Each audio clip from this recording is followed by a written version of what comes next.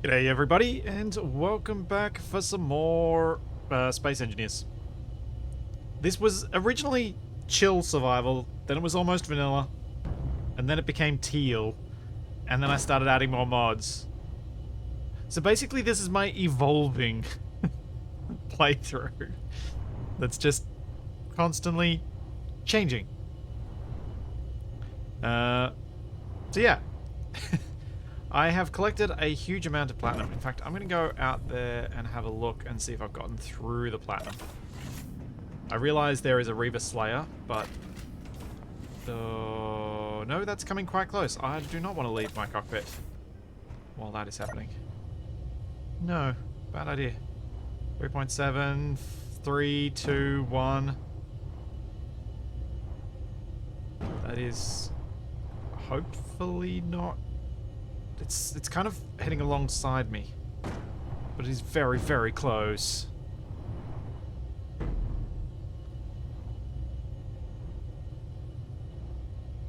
And I don't think my reverse works quickly enough for me to get out of this hole fast enough. So my thoughts for today were, now that I got platinum, I'm going to keep hunting for uranium. Because once I get some uranium and some more gold...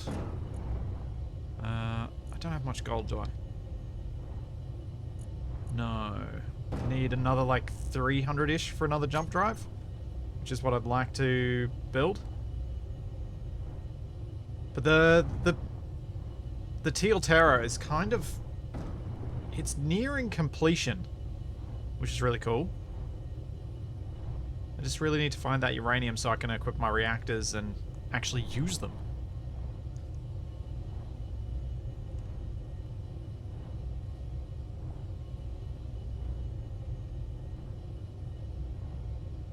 That would be nice.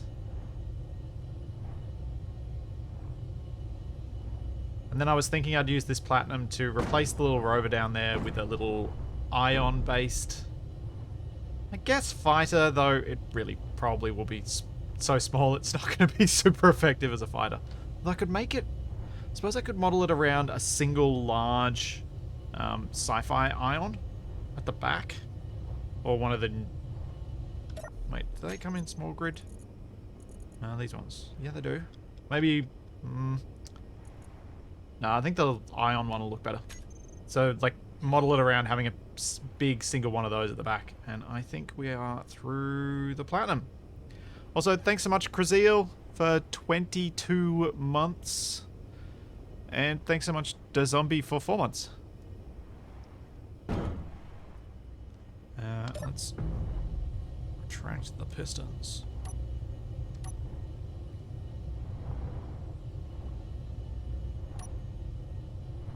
That's the control for it.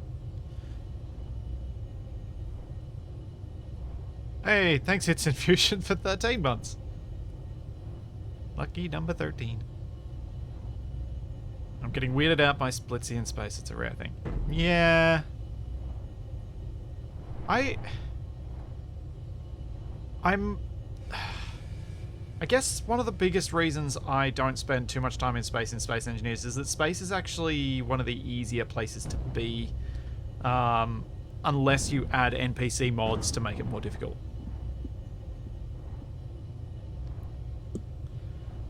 So it's, yeah. It's one of those things that means that I tend to stick to the planets, because there are more interesting engineering challenges in Space Engineers when you're on a planet. Because most of the difficult engineering challenges in real space are due to our soft, squishy bodies not coping well in space. And that's not a thing in this.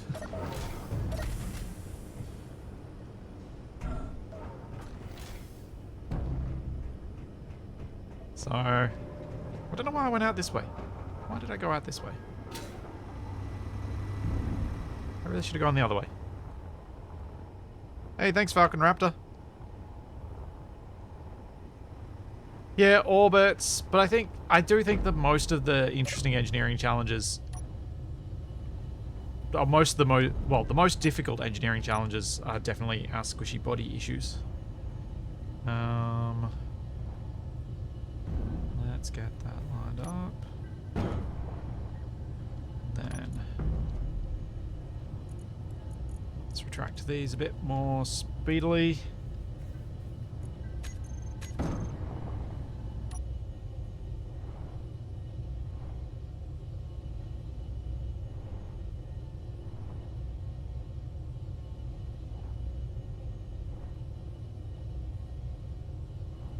And because I didn't remember to fix the speed up last time, let's fix it up now.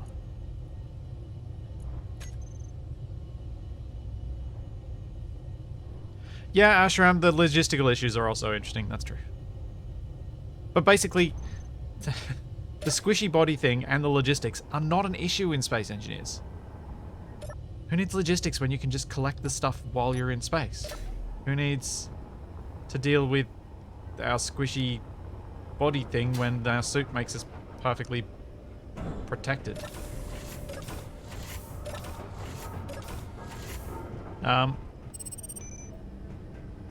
I think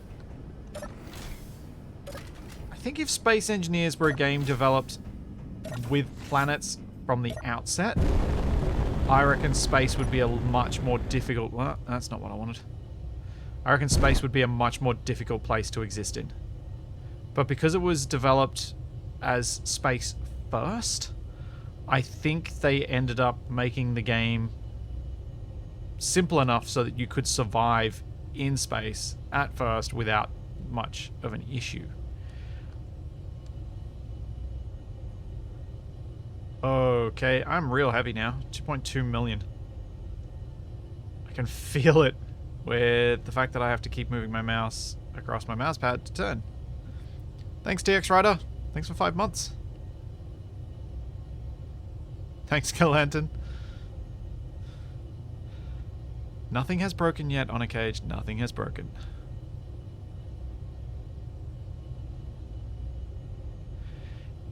Yeah, are you serious? While there have been years since they added planets, the game is still Space Engineers, and I dare say they were not going to... Given that Space Engineers has always been quite good about compatibility with its previous versions, I don't think they were ever going to do anything to break space start being a relatively easy thing.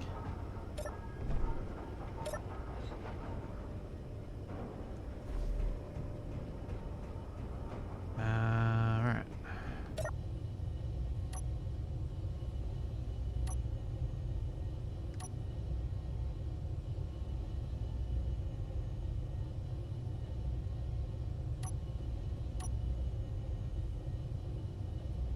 Get this packed away, and then we can go hunt some more asteroids.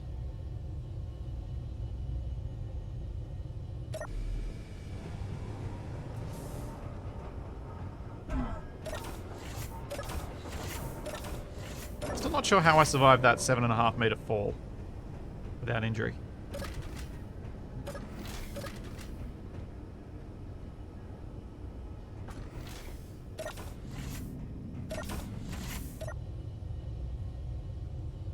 On a cage, it's not the size of the number, it's how you use it. Thanks for the gift sub, Galantin. Right. Asteroid. Camera.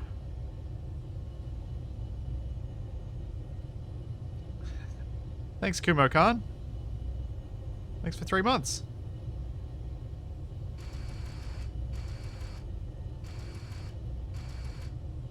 Scanning. No, went too far.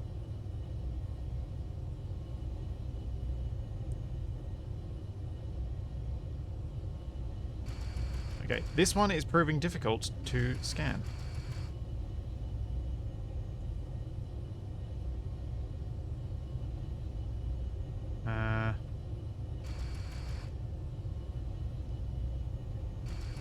And does not have what I'm after. I just want the uranium. Or does it? No, it doesn't. Okay. Let's zoom somewhere. Where am I heading towards?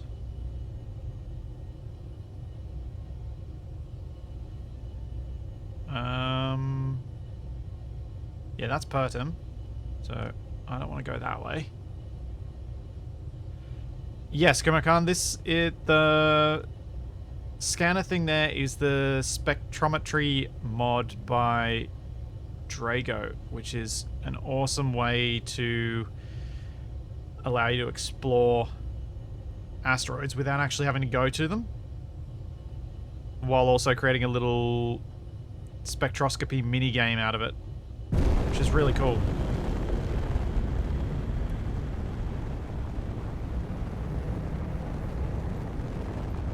Really, really cool.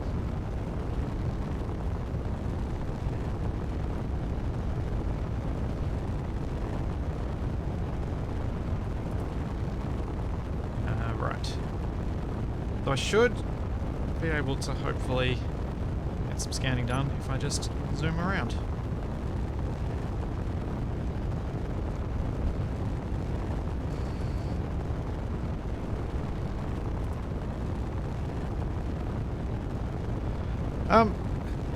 What do I think of Space Engineers for Xbox? I mean, an Xbox is just a mid to high range PC with a funny version of Windows on it. So, fortunately, if you plug a keyboard and mouse into the Xbox, it plays pretty much the same as playing Space Engineers on a PC. Yeah, getting some mods to play with requires a server, which is fiddly, but otherwise it's not that different. I don't think there's anything. I don't have any reason to be critical of the Xbox. When I played on it a little bit, I found the experience to be much like playing on PC. Also, thank you so much for the 20 gift subs, Kumo Khan. Thank you very, very much.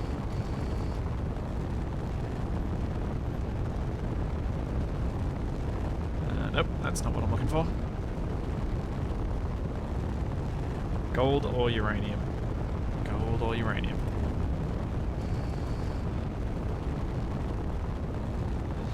Thank you very much. Yeah, no, much as I do find some of the jokes and stuff from like the PC Master Race sort of thing amusing, it's only because I don't take any of them remotely seriously. If you got a console and you like your console, doesn't bother me.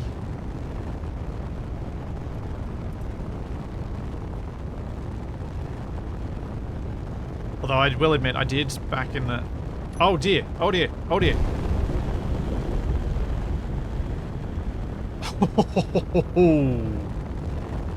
Just saw that Space Pirate hostile miner in time.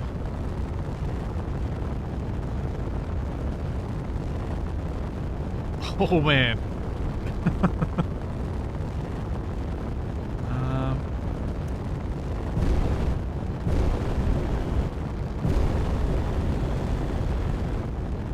Let's see here.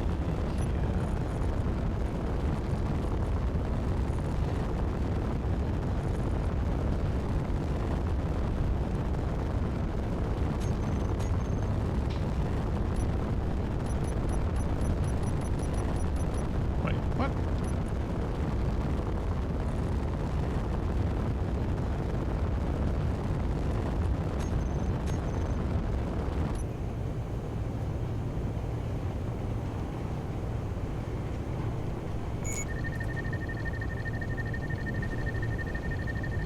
See if I can get this thing to catch up and shoot it. Yeah, I was looking at my phone in a bad neighborhood. I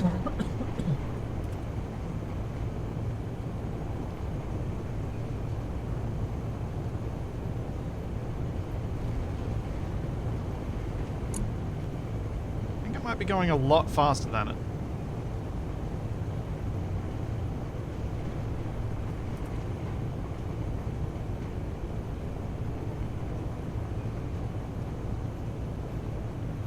Yeah, Edric, if you have the option of playing Space Engineers on PC versus console, obviously PC is the better way to play because it does give you more control and options and stuff. But if your only option is Xbox, I think it's fine.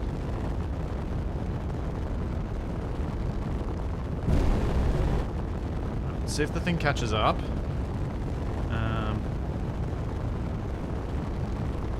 Try and do a little bit of asteroid scanning while we go, though. Since that's what we're here for.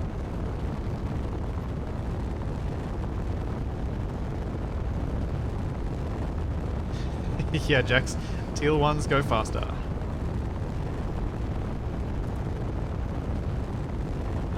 What's that? Which is that? So that's got to be... Oh, there's a few different asteroids I'm hitting there. So one of these asteroids has iron and stone and yeah, that's and silicon.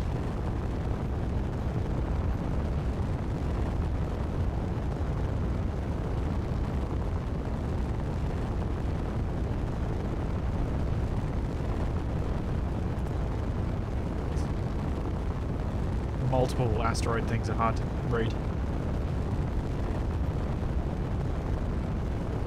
So, the thing we're looking at is spectroscopic analysis of the asteroid. So, we're seeing the spectrum of what materials are in the asteroid. That one is ice, just ice. Also, the drone is back in range. Oh yeah, the PCU limit on Xbox is a bit of pain. You can't turn that off though. Can you turn that off on Xbox? Or are you stuck with it?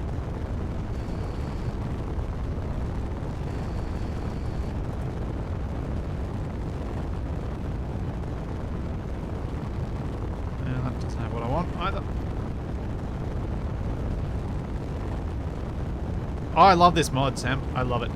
I think this was a really good... That is Uranium. I think it's a really good addition.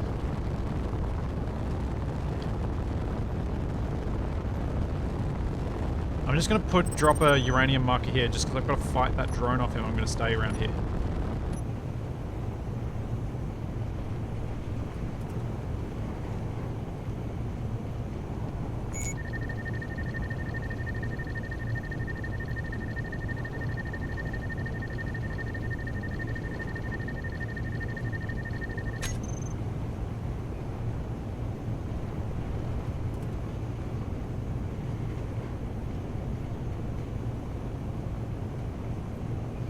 Yeah, there are mods that allow remote GPS placements.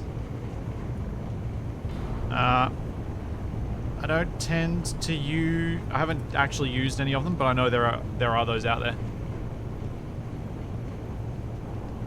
Yeah, the way this mod works feels balanced because it's not super easy, but it does save you a lot of time. And it still requires a little bit of effort from the player, which means I feel like it works within, and it's balanced well with the way that Space Engineers normally works.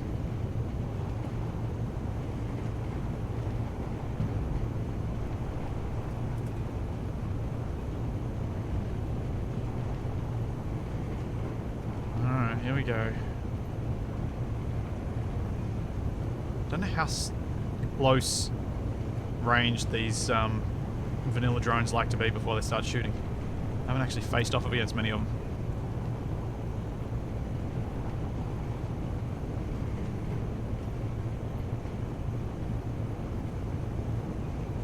Yes, I am flying without watching the road again.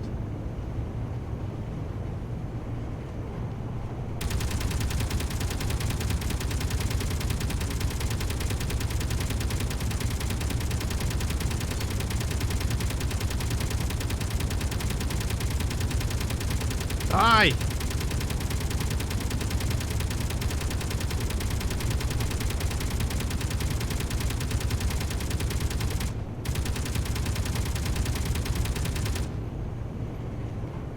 Oh, you're kidding me. Ran off? Urgh.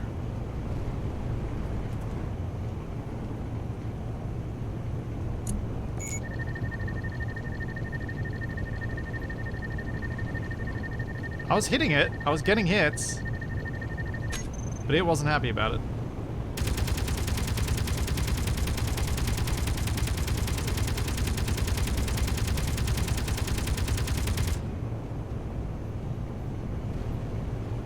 I was tempted here to, I'm so going to have lost that uranium asteroid. I'm already 13 k's away from it. It may well have despawned. That's annoying.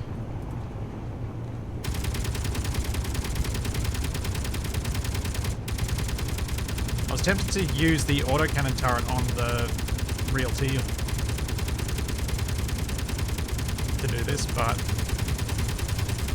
Oh, looks like its cannon's helping me out anyway.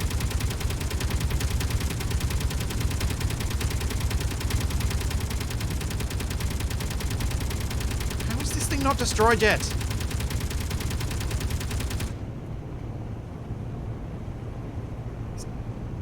Damage isn't off or something weird like that, is it? No. What the...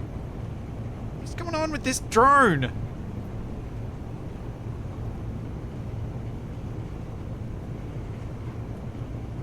Her.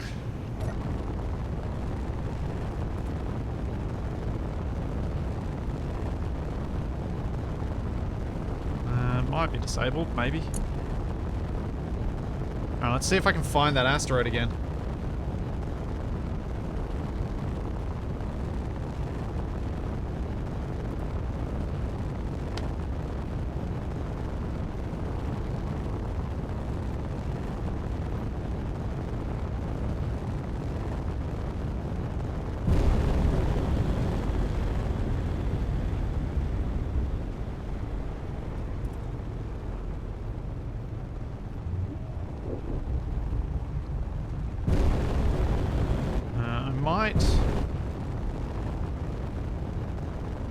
Does the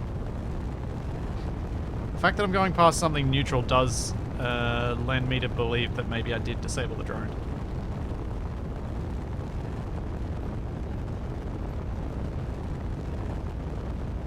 Maybe.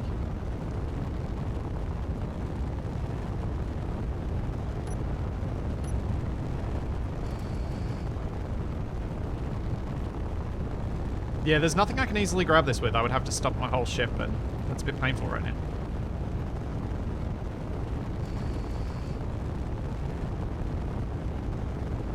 What's that?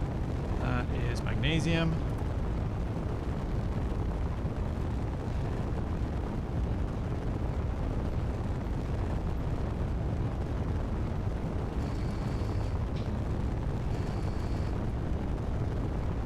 Is that uranium as well? No, that one's magnesium too.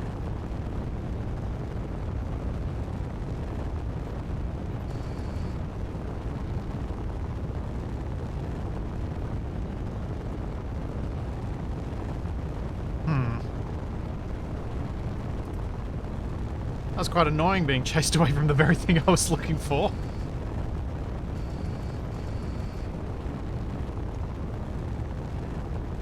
Ah, there's another one. Or that might be the same one. Just coming at it from the other angle. Could be the same one. Uranium. So for those of you not familiar with this mod by Drago, basically the way that...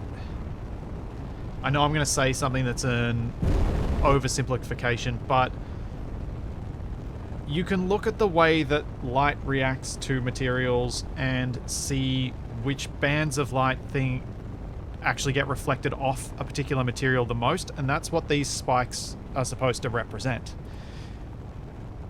When you look at the spectrum along the top, you can see a few spikes, and then you line that up with known spikes that correspond to different materials. So stone has those 3 bars. I probably did this with a mouse pointer. Stone has these 3 bars here, and that's where we can see these 3 spikes here. Uranium has this, this, and this, and you can see spike, spike, and spike that line up with it. So therefore there's stone and uranium. There's also probably silicon here, because we can see the 3 spikes that line up with silicon. And if someone has the mod link handy, feel free to throw it in chat for those who've not come across this mod before, because it is really awesome. It's a really nice, balanced, fun addition to how to explore asteroids in Space Engineers. Thanks for the True Venom. Ah, thanks, Caperman. That's the link to the mod on the workshop. It's really cool. It's something that I think you could probably add to any space exploration game and have it work as an interesting way of dealing with things. The interesting part about this for Space Engineers, though, is that in the case of this mod, you have to have your ore detector on the outside. So you need to come up with some interesting ways to make sure that you can very carefully spot an asteroid and line the ore detector up to it. So I've placed a camera and an LCD beside it so I can line up and read the output in the same time. What I'm thinking I should do, though, is make a small grid turret with a turret control block somewhere here that just has camera and ore detector lined up, because if I use that, then the two will be even closer together and it'll be much easier to line it up. And I don't think there is a range difference with this mod between small and large grid, because it's line of sight. The ore detector still works as normal when you get up close, but it's line of sight until then for this style of readout. Because it doesn't tell me where on that asteroid the uranium is, just that that asteroid has some.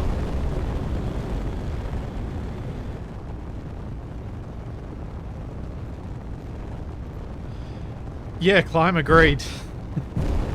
Agreed. Drago has been putting out some cracking mods.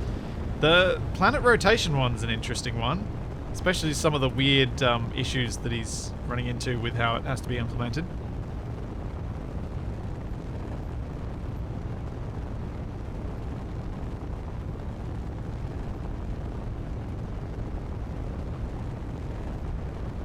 There's something like that in Eve. That does sound vaguely familiar. Maybe they were talking about it being a thing to implement back when I played Eve. Which is, you know, many years ago now.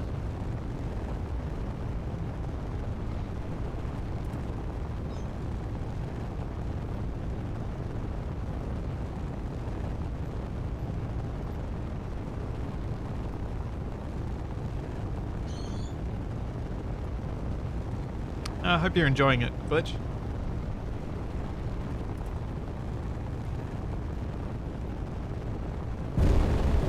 Yeah, the rotating planets in SE, it's still very early stage of that mod. What Drago's been saying. I think that might be the uranium over that side.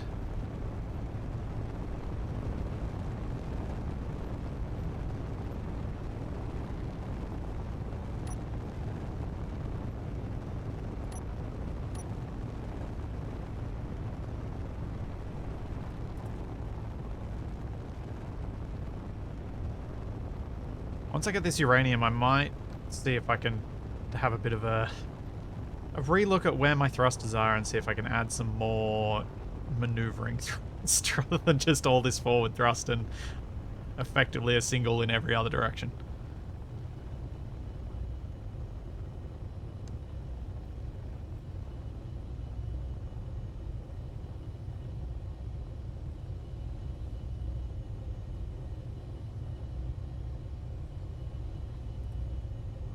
No, Kugobok, this is not on the workshop. My plan for this series was always to make this ship good enough to post to the workshop, And once it was finished, post it to the workshop and then start something new at that point. Which may well end up being getting back to doing my assertive combat systems mod and adding more ships and doing more of that stuff. Because my plan for this time slot... No, wait, not this time slot. My plan for next week is to actually finish that mod to the point of being release worthy. And I'm going to do that by doing a very long stream on the Monday and see how far I can get through all of the different tasks I've set for myself. I've got a little to-do list that I've been working on for what I'd like to have in the Assertive Combat Systems mod before release. Things like update all the prefabs with new weapons, update all the prefabs with new loot profiles, combine the prefabs of some of the same ship into one spawn group, create simple loot profiles for tools, basic components, etc., so that the ships can be a bit more populated with stuff. Add more little things to find that won't be the same every time you come across that ship. And then work through adding the lootable thrusters to a lot of the different prefabs so that we've got versions that have the lootable thrusters, versions that don't, so that you've got a reason to keep going after them, the NPCs, because you want their better thruster tech.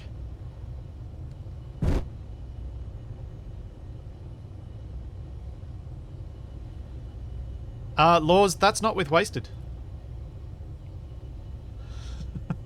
I'm just going to ignore your pun and just point out that it's not with wasted.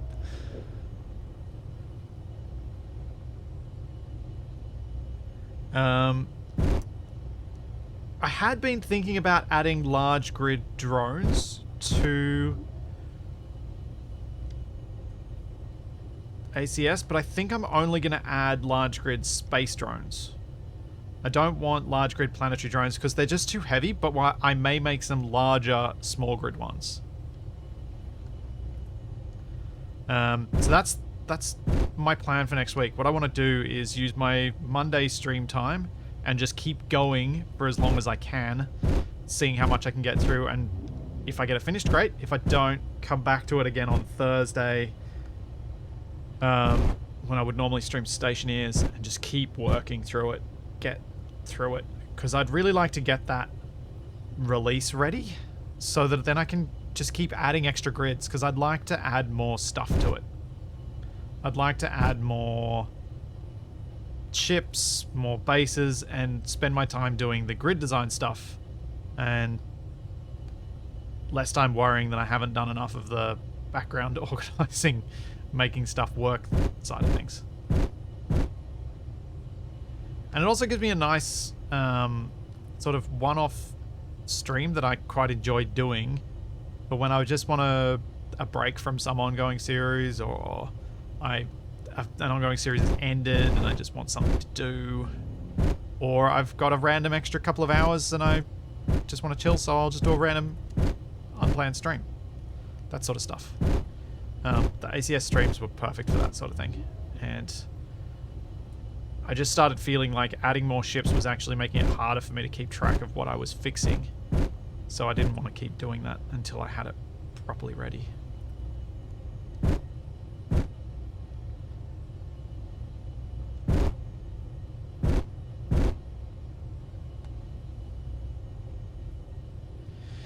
Do I wish there were more storyline-based mods on the workshop?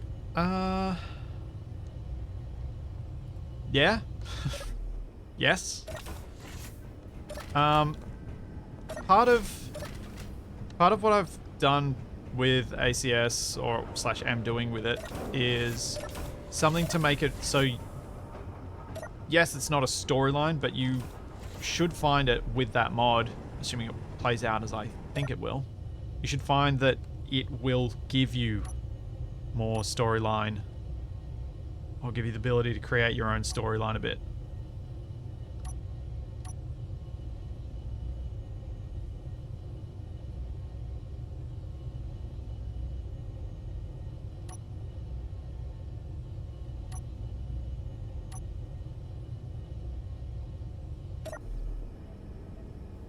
And that I think will add a lot to the experience.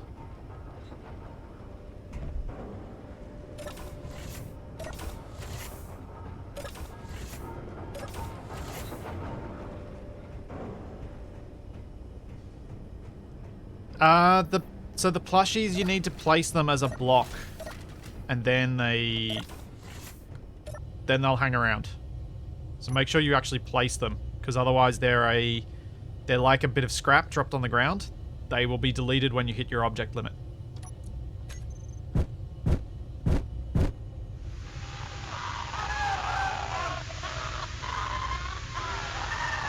Yes, Mutilator, I hear you. Fortunately, you don't seem to have detected me.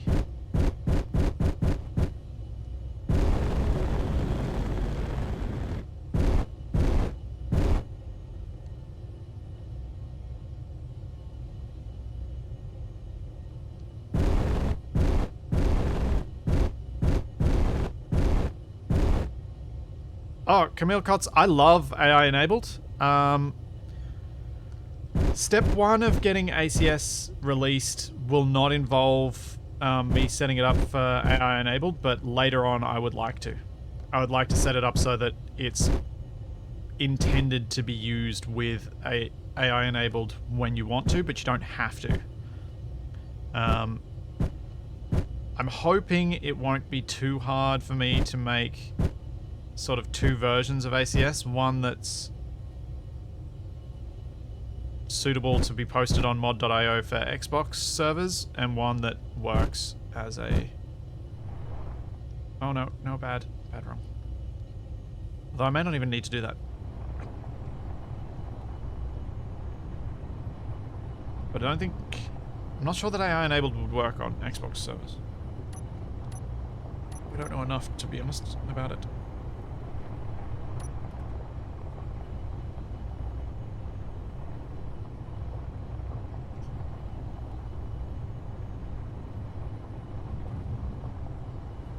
But yeah, AI enabled is something that I very much do want to include, because I think it adds something that's really, really special to the way that those encounters can work.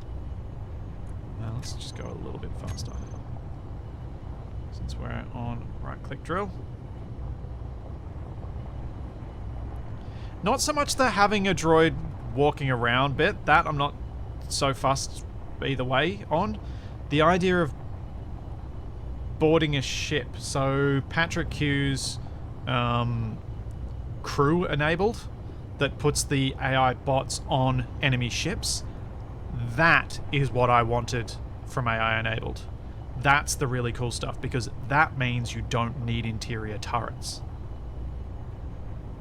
You get rid of all your interior turrets and you just have bots moving around inside.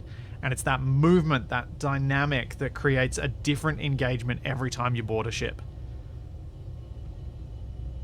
That's what I think is really, really, really cool. And I think that will add so much to the experience of boarding a ship.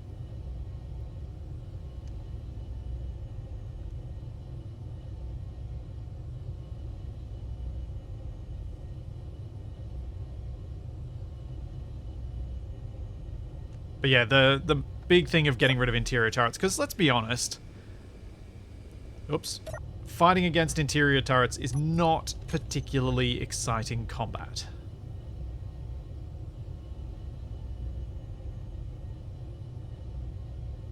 So I very much prefer the idea of having a... I wonder if there's a way to do that without it being a huge amount of work. I wonder if there's there might be a way to make it so that... Actually, I'd have to ask Lucas if this is possible. I wonder if there's a way to have it so that if you have the crew enabled mod active in your save, it will remove all interior turrets from the grids.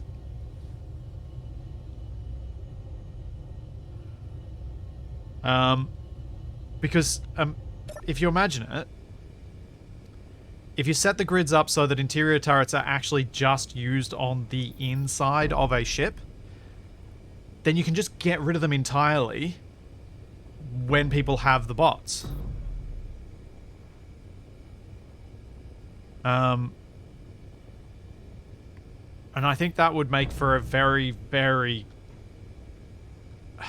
a much more fun engagement with NPC grids, because even in something like Survival Impossible, I could then go and capture ships, because I just have to get rid of their external armament. Or just get rid of one of their external guns and then get myself locked on. Oh, jeez. I forgot to fix the pistons. They're still going out too fast.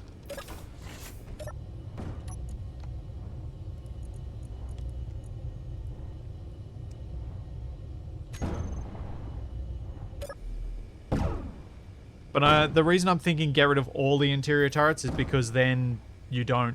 Then you've got a clear... This is how the mod changes it, and you've got a clear expectation of what's going to happen. And I imagine that's easier than getting rid of 3/4 of them or something like that. Now, I do have cargo capacity for this uranium, don't I? Yes, I have plenty.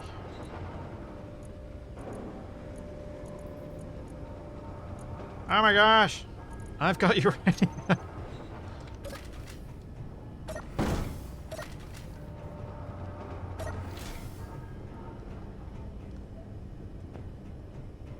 Now, annoyingly, I can't have my reactors spin because it causes horrible torque on my ship. Also, why have these not been able to pull uranium in?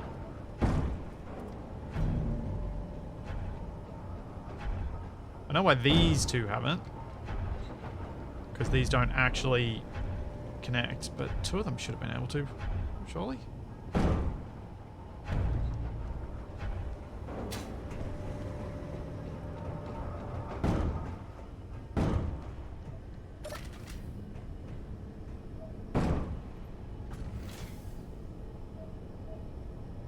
Huh.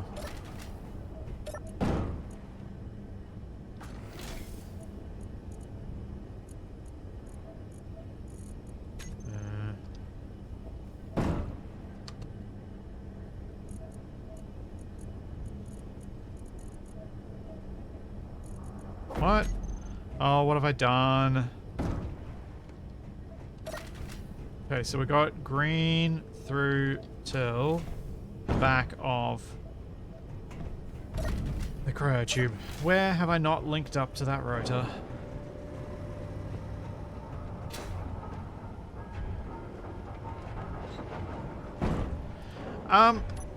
Yeah, Climber, I personally would prefer the bots not be a massive threat.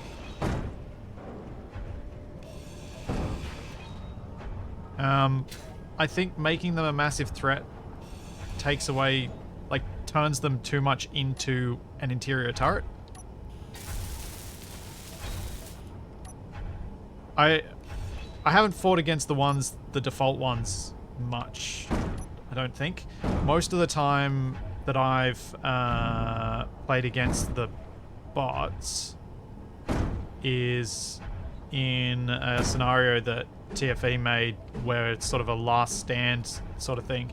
You're trying to survive against a horde of bots. And they definitely didn't need to be more challenging than what he set them at there. But maybe the default ones are just a little bit too weak.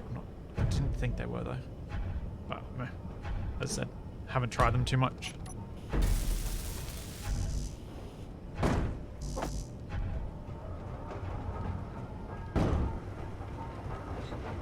Yeah, exactly. It's been in a group and we've all died.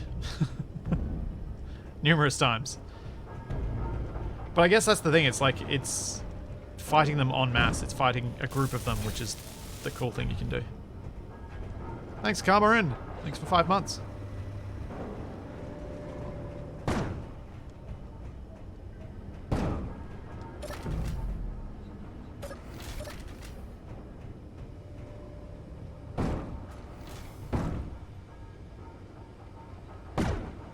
already gone through all of the uranium?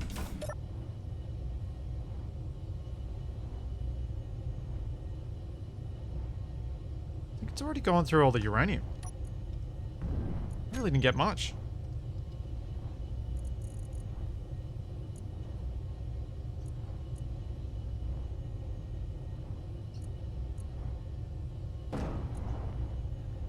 Like, yeah. Huh. It's still probably enough, but I really didn't get much.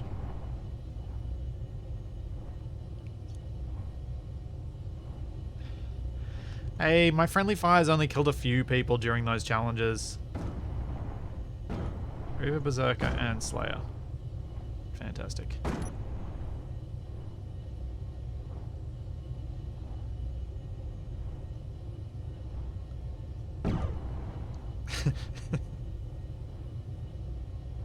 Mine up, mine down. Mine up, mine down.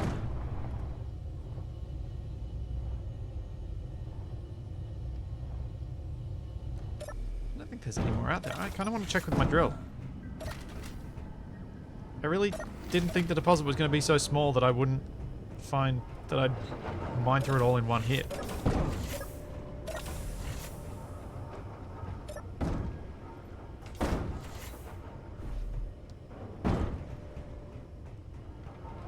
See, Climb, I'm not against boarding as a concept.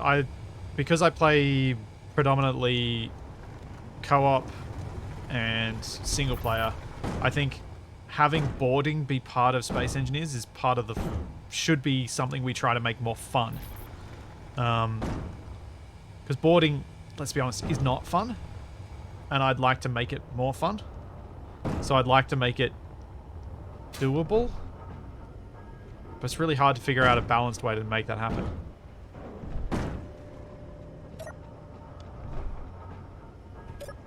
What the? I swear I was highlighting the door then, not the ladder. I kept going back and forth. But apparently I was not. Actually, you know what? The Reavers don't seem to be getting attracted to me, so I am going to start having a look at what I can do for thrusters around here. Yeah, capturing intact ship, balance nightmare, completely agree. I like the idea of it as a player.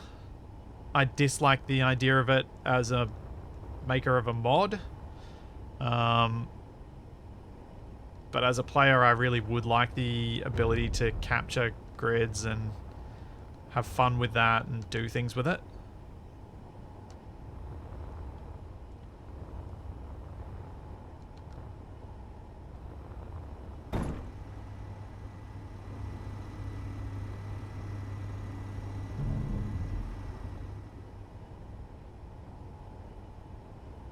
Alright, we got heaps of lifting thrust. I don't need to figure out any more lifting thrust. Got plenty of forward thrust. I don't need to work out any more of that.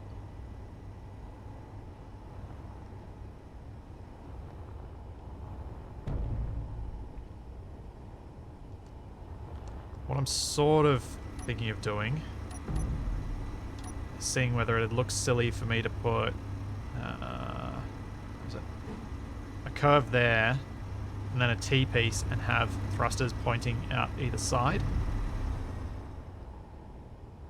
So I'm going to give that a go.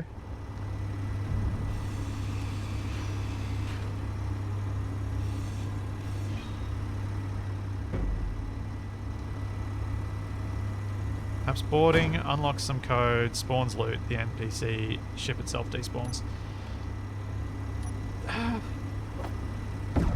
I can see some potential benefits to that. I can see potential problem with that, which is a lot of the time people want to actually capture the grid. Like, one of the cool things in Space Engineers is that we get to rebuild stuff. And we get to use the components of things to build new things. And I think one of the problems I have with scrap these days is that it takes away that part of the game. And while I do like the way that it pushes you to do more building from existing blocks, I think it does take away that reusability thing, which is one of the cool things that Space Engineers has. I think what you need, I think what would be be a more interesting mechanic of, rather than just poof, the ship's gone, would be the police come. So you attack a ship, you capture a ship, and then the timer starts. It's a timer of a not known duration, and the police will come to the rough vicinity of the original capture. So if you can get the ship out of there in time, great. If you can't, then some invulnerable ships are going to come along and smash you until you leave. They won't chase you, because I think that would be a really quick way to Stone Age someone, but they will make you leave, and once you leave sync distance, then all of the stuff gets deleted. So I think that would, yeah, like Concord in Eve.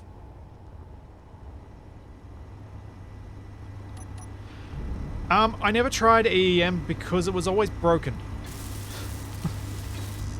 Unfortunately. And I play my saves for longer than I probably should, so that always made me nervous.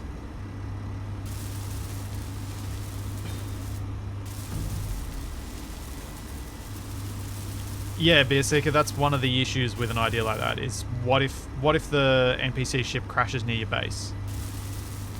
How would you deal with that sort of behavior? And I think one of the options for dealing with that would be having some sort of... making some sort of use of the safe zone block. So in Medieval Engineers, you've got your claim block that you put down that gives you a land claim. Perhaps the safe zone block works the same way. Why not on? Why no fuel? What?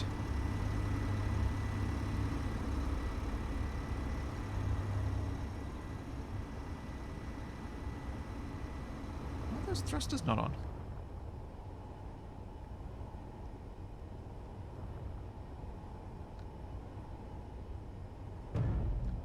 T-block is damaged.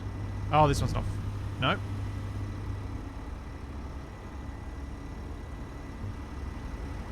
Is this one not finished? Nope. They're all good.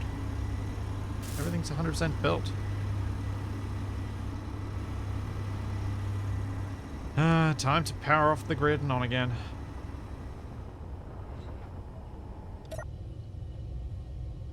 Oh, no, or just get in the cockpit.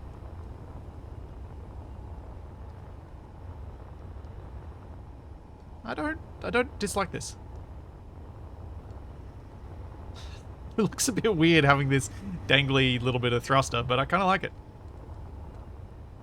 It certainly fits in more with the design than having these extra bits hanging off the side of the thrusters, which I am not keen on. So what next? I need to move this ejector system.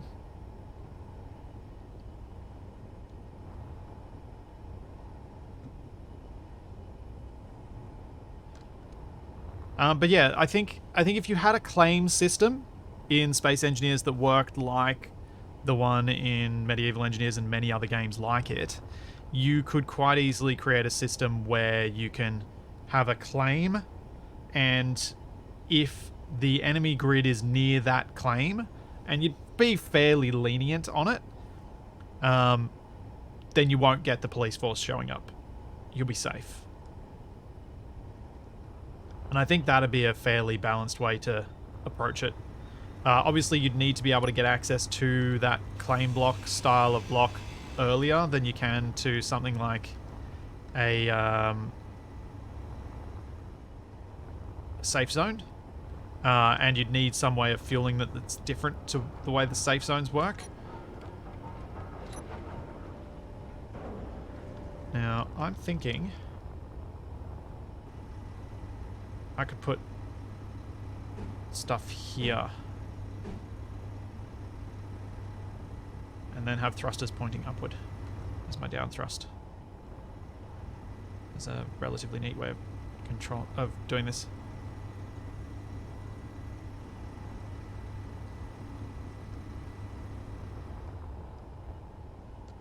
Nope, I have not built an upwards thruster on the right-hand side. I never built it because I didn't want the left-hand side one there.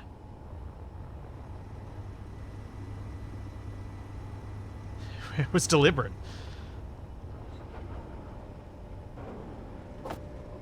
Yeah, so none of the benefits of the safe zone, but all of the cost side of things. So you'd still need to have some sort of thing that you either collect from NPC stations or you collect from the NPCs that allows you to make a claim. But I think that could be a way of approaching NPC interactions to reduce loot in a way that's an engaging gameplay, an engaging piece of gameplay. More so than just, you got too much loot, I'm deleting your loot. Because I feel like, much as I'm generally a supporter of getting rid of loot, the way we go about it matters. But I'm just not capable of actually making those things. I can suggest all these ideas, but there's no way I'm ever going to be the person who makes it. Tis beyond my skill.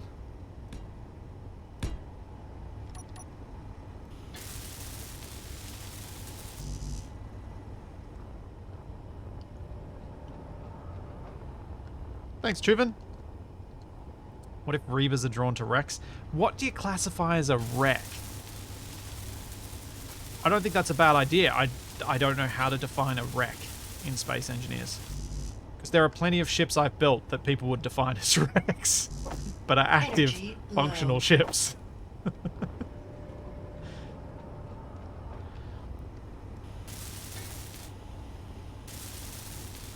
I mean, if you did this with a mod, say, that was changing the way that you take control of enemy grids, so that there's some sort of time-based process where you're taking control of the enemy grid, or some other minigame-based way of doing it, then perhaps that process would define a wreck, or would be what attracts the Space Police faction to come and attack you.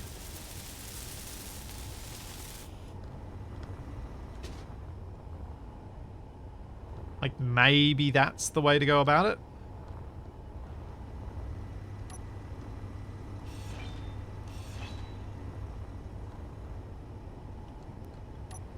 That's just one thought I've had. Because I've been trying to think about this stuff more, more broadly recently.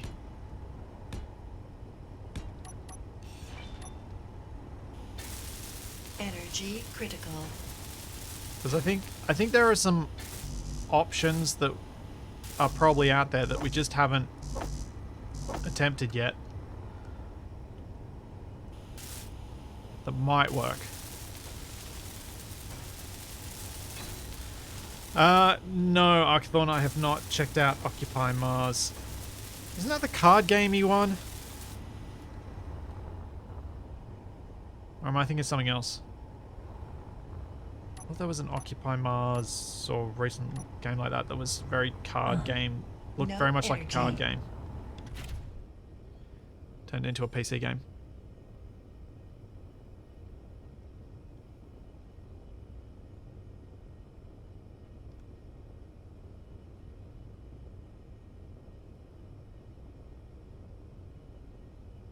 I'm thinking of a different Mars game then.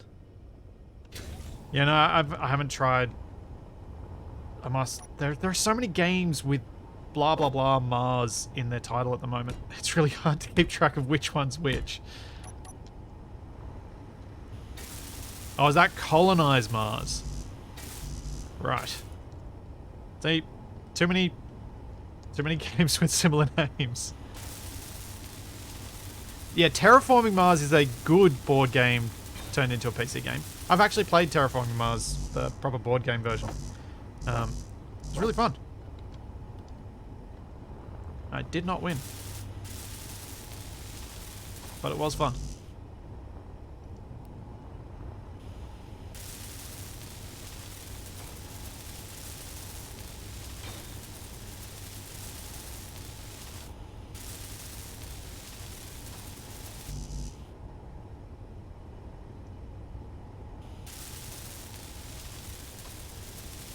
Yeah, Nev, that's what I hear about it, is that the Terraforming Mars PC game is a pretty good version of the card game. I can see why from playing... sorry, the board game. I can see why from playing the board game, because the board game comes across as very well suited to that conversion.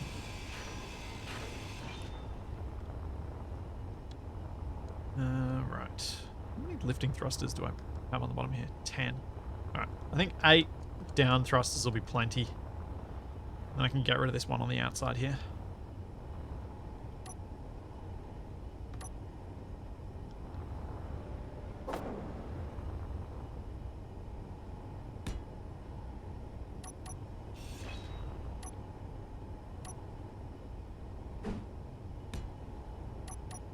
I'll try and have a look at that other one at some point.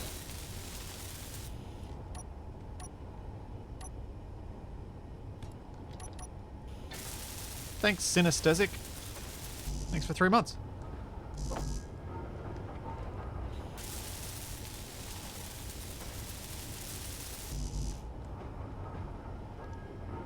Yeah, molecular. I think maybe some of those definitions could work, but I can also see ways that they could break. I think NPC... The trouble with defining an NPC grid as having lost X amount of stuff is that you'd need to know and keep track of what stuff it started with and decide which blocks are actually functional or not. And I think that's doable, but I'm not sure how good it'd work at runtime.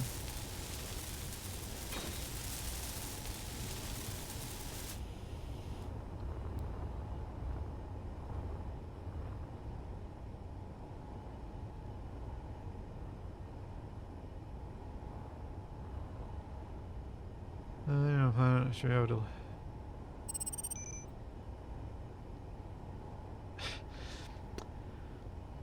Yes, laws. I'm getting heavier, I know. It could end up biting me in the backside.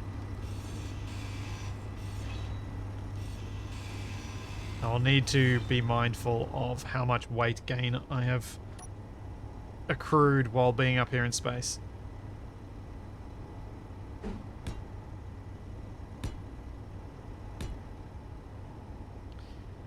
The ship will have to go on a diet when I get to a planet if I decide I want to land on it.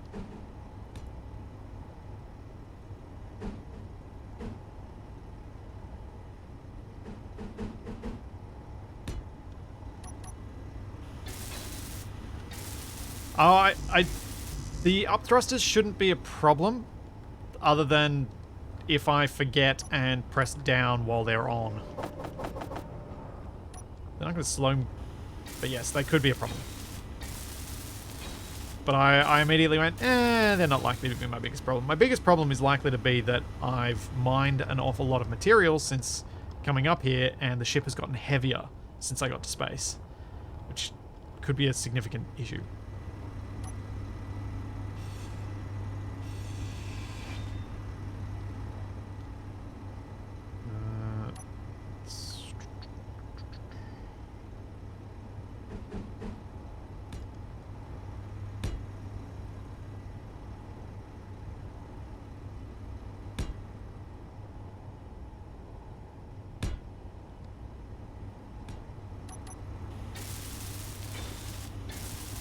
Oh, I love that we've got plate blocks now.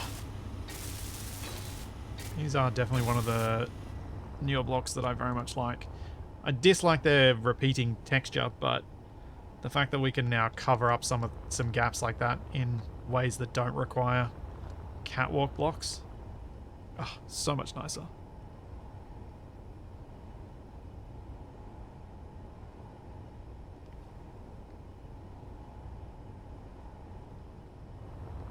There's air shocks in at least one tree. It'll be fine. Actually, you're right. If I hit a tree, I will be fine. Right. So that's my down thrust. Let's lose this one. I just got to think about more left and right thrust. And then more reverse thrust. Reverse thrust, I just don't know what I'm going to do about that. Just don't know. Can easily get one more and double the amount that I've got, but that's still not a lot.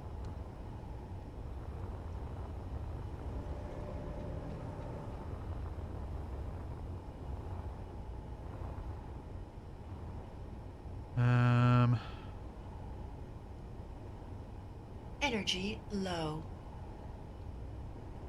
I suppose what I could do...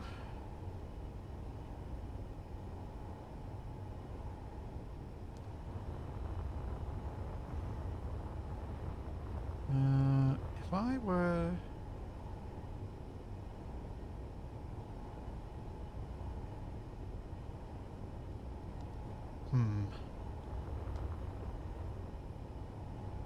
Just thinking... Actually, no, that works for left, right, not reverse. What do I get? Let's figure out how I get more left and right, because if I want more reverse, what I thought I could do is, instead of having this be a forward thruster, I could have a curve and then have it pointing for reverse. So that'll get me up to 4 reverse thrusters once I move this sorter.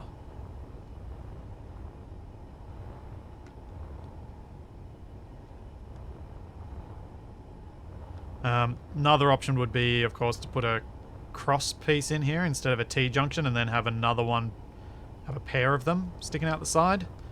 But I kind of like, I like that the thruster's centered on that. I like that little, I like the neatness of that. So I don't really want to mess with it.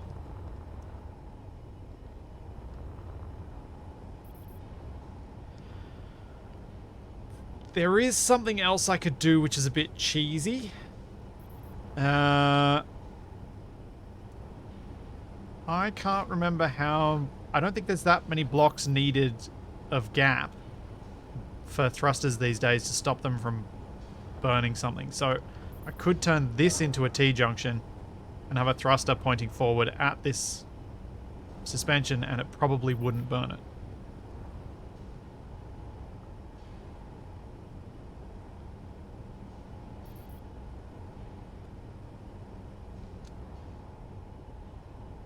Yeah, I could just never slow down or litho brake. I don't think I want to, but I guess I could.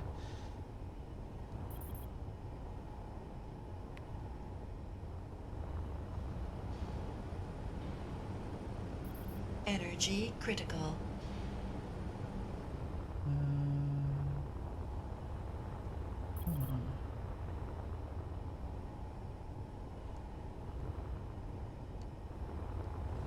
Could I do something on the sides here?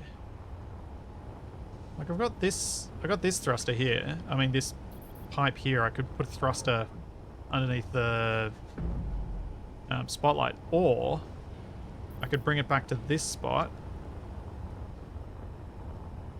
Bring this side out because this is where the assembler is. So there should be some sort of conveying nearby. The assembler's right here. So I could bring both of these out and have another pair at the front eventually.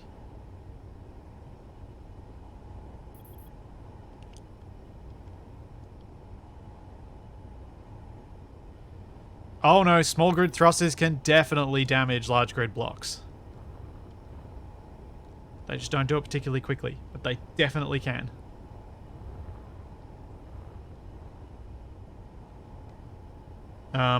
Just watch the last episode of Survival Impossible. You can see me damage a large grid with a small grid thruster.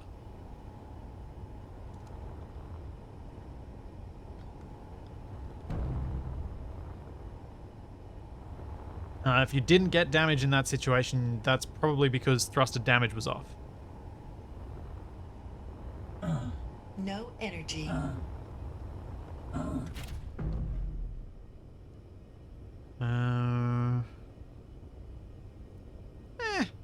I can probably live with 4 reverse thrusters, let's be honest. Let's go figure out where I can put that sorter. I think that makes more sense. Move the sorter, have 4 reverse thrusters, and just be happy. Just deal.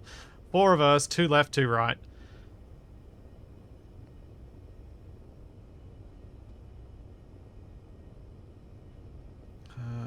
That's...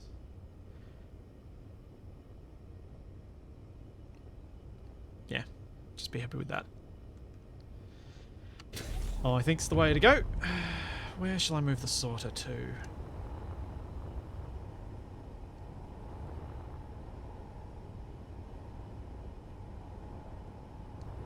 Ooh. Well, that could work. Let's have a look. Let's see how wonky this looks. So, if I put a T-piece on here, then a sorter on here, then a connector at the back, and then a thruster going forward, I could actually have a pair. One on each side. Have symmetry for no good reason.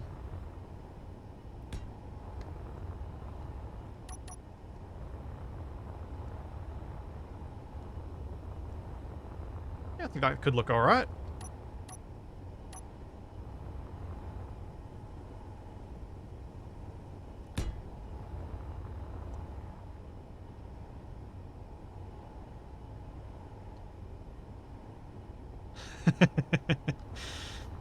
Black Shadow, you would know that balance is more important than symmetry.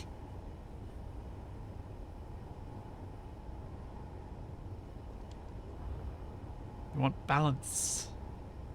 Visual balance. Don't need symmetry if you got visual balance.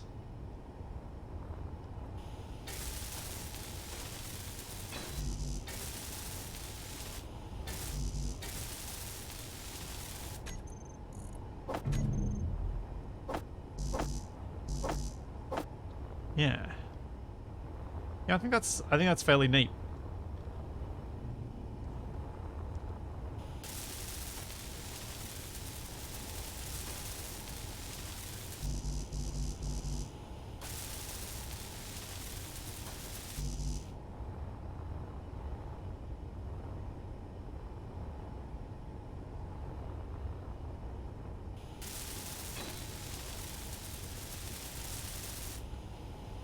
The welders, I'm not sure whether they're permanent, so I'm not planning on using anything from them to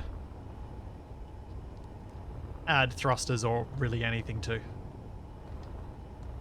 Add a construction components.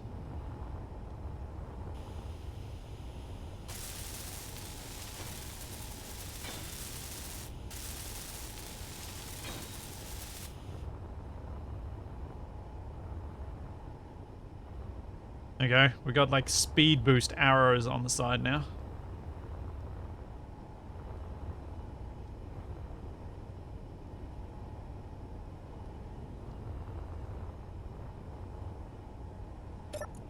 Okie dokie. Conveyor sorter. Right. Whitelist. Stone. And gravel, where are you?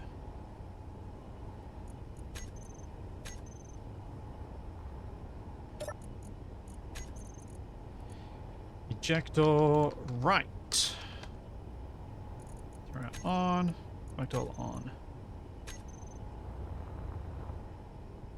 Okay, now I can get rid of this one.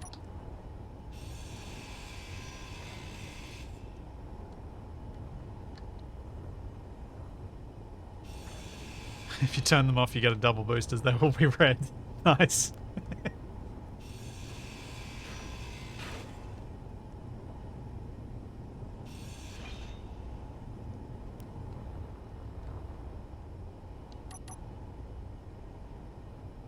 Kumakan, this crane is using the custom turret controller. The drill arm uses the custom turret controller for controlling the base and stuff. So yes, I did mess around with them. I use them quite a bit. I like the custom turret controller for bases of cranes. It's quite a convenient way to move them without requiring scripts.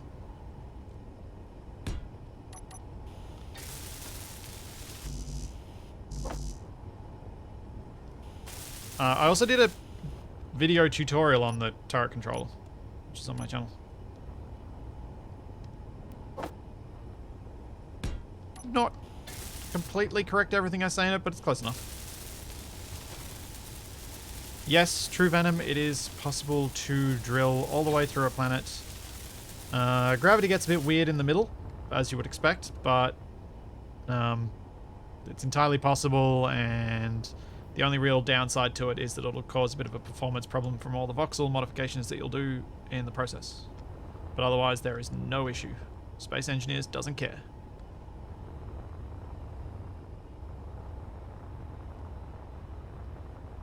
It did care for a little bit, but it hasn't for a long, long, long, long, long, long time.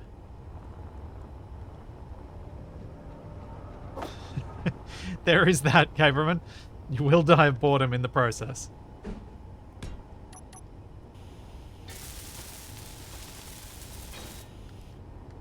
Oh yeah, so back to that ACS thing. Other things that need to be done are...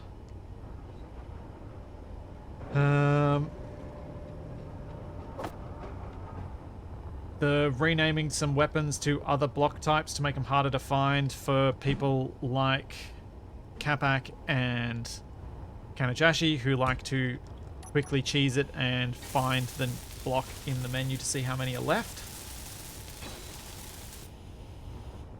And make sure I've got lunar versions of bases at all sizes.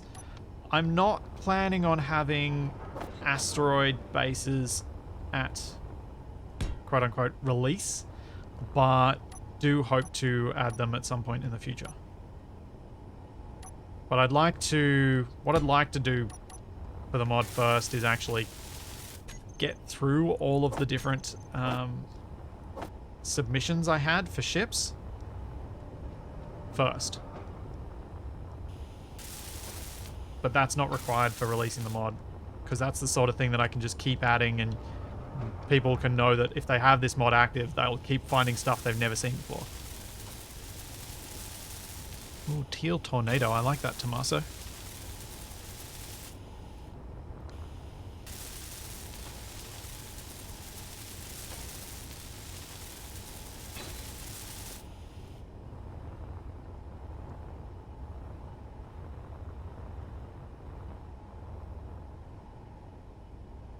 Back end of this just keeps getting heavier and wider. This is why Kapak and I make so many things that flip over backwards. Energy low. We did too much cartoon physics with weight balancing. It's real bad. Nev, the ACS marathon is next Monday, my Monday. So it'll be sort of... yeah. Ugh. I don't know where that yawn came from, but yeah. Yes, a lot of junk in the trunk.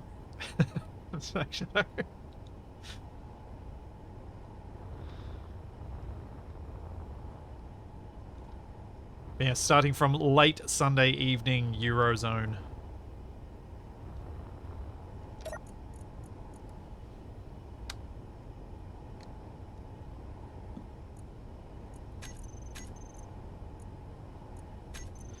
Just put... stuff it, actually. Just turn them off when I need stone.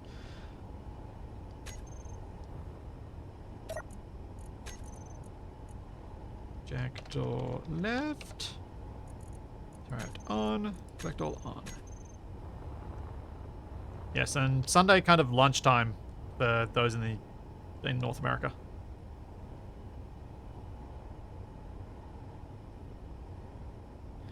Oh, do you know... So, PF Throwaway, on the topic of contagious yawns, so... I managed to give myself a yawn 2 years in the future.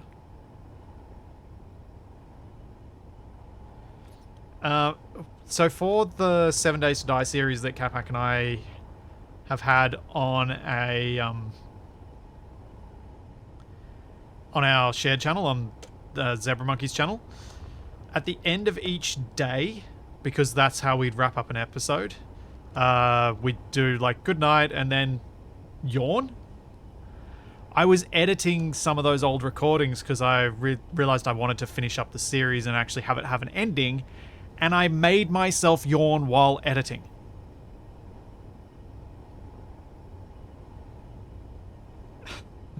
With a fake yawn. Energy critical. I was just like... I just had a moment of... How did... That's just the weirdest thing. Past me made current me yawn.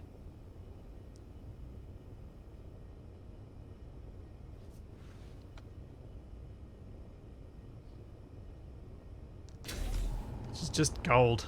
Just fantastic. I'm also a little bit annoyed by this.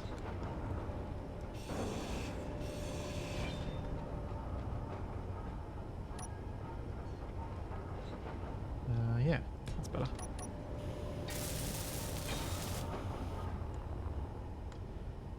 That was probably annoying a few people.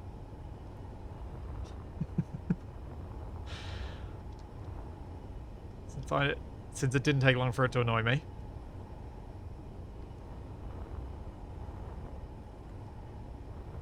Kind of want to do that on some of the blocks back here.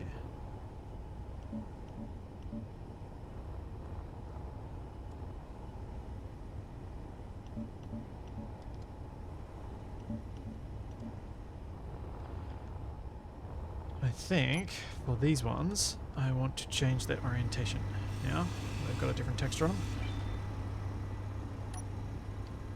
That way.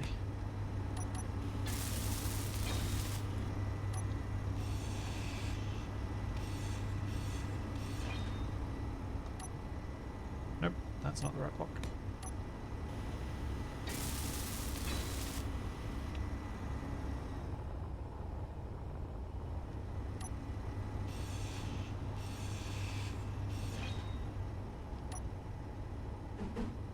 But yeah, that's... I'm really excited about getting ACS to a point where it feels like a complete mod again, because I'm kind of over looking at my comments on the Steam Workshop and people being like, this version of the mod doesn't work, this version of this doesn't work. I'm like, that's not the one I'm keeping updated. I can't do anything about it. Can't fix it. I want to get the thing finished so that it doesn't... So that that's no longer a thing, so that if it's broken, it's one version of the mod that's broken, because that's the only version that's out there.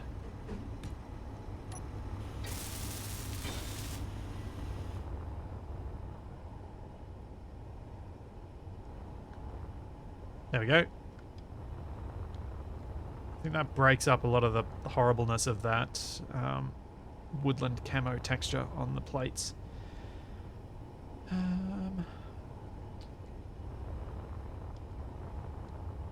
Is there anywhere I can sneak some more left and right thrust?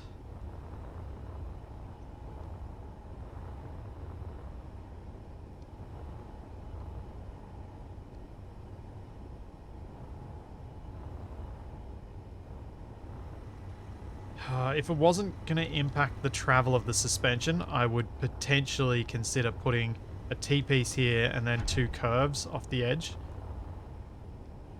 But I think that'll get in the way of the wheel.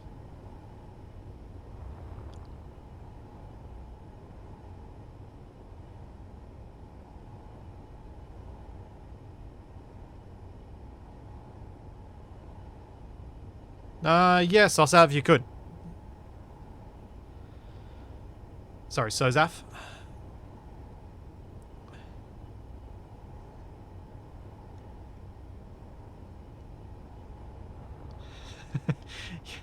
Yes.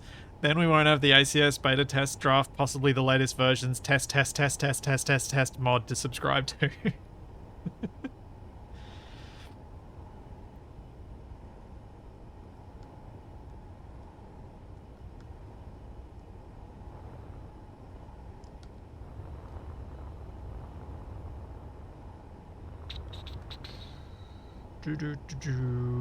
I think that's as good as we're going to get. I think we just accept it as it is and move on.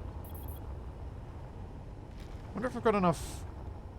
Oh, actually, before we move on, let's replace this wonky setup here. And where shall I put the replacement?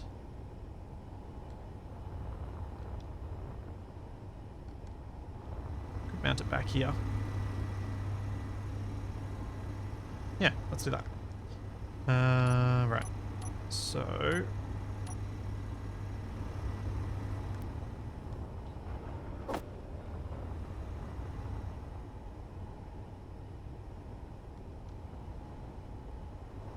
so my plan with the versions of the mods that are going to be on the workshop, I am going to unlist every version except for the one that I am currently updating.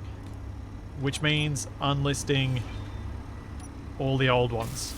That people will still be able to use them, their saves with them will still be able to load, but any comments on them will be completely ignored.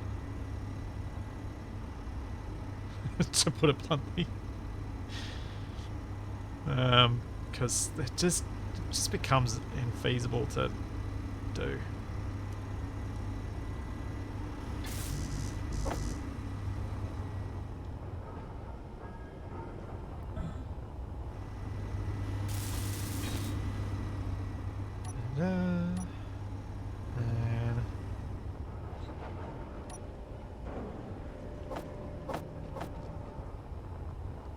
Oh yeah, good point, Nev. I can just turn comments off. I'll do that too, assuming I remember.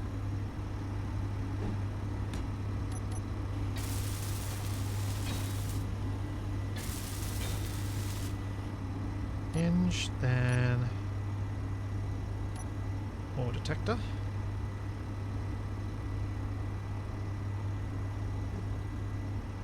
Do I want it that way? So I can point down a little bit? Probably. Or do I want it... No. So, okay, this is something I'm always debating with myself with each new turret design. Do I want this one to be able to point downward?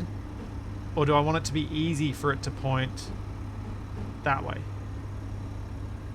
Because if I point it straight up, I won't be able to drop below the horizon, but it becomes easier for me to flip right over.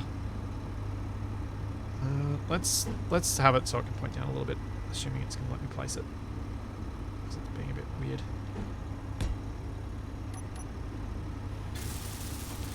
Takari, the mod does not add another ore detector. It just uses the vanilla ore detector, so you don't need another one.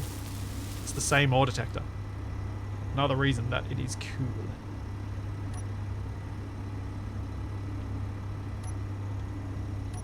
So now what we need is...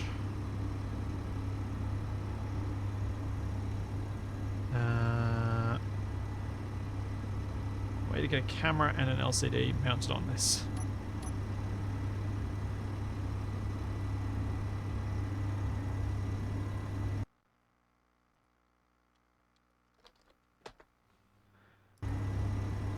What?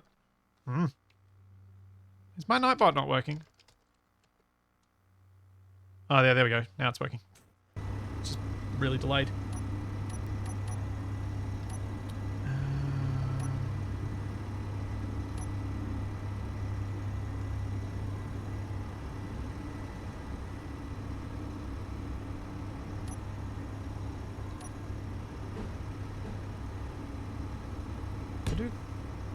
No, that doesn't work.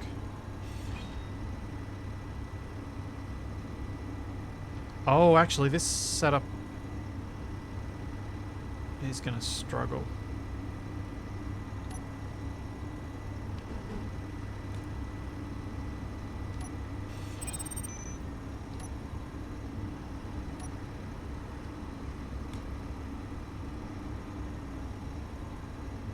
Basically what I need to do is have an LCD and then a camera set up back far enough from it that I can actually still use the camera.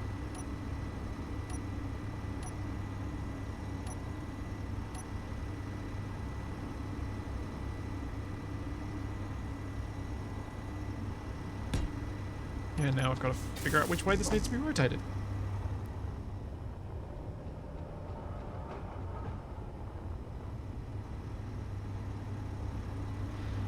No, the mod I'm using does not make the ore detector directional. The mod I'm using uses the ore detector to give you a directional source for the particular way that it functions. The ore detector function, the vanilla function, is not affected at all. It works exactly as it does in vanilla, but it has an additional function. Which is one of the reasons it's so cool. Because it does all this without affecting the vanilla gameplay one bit.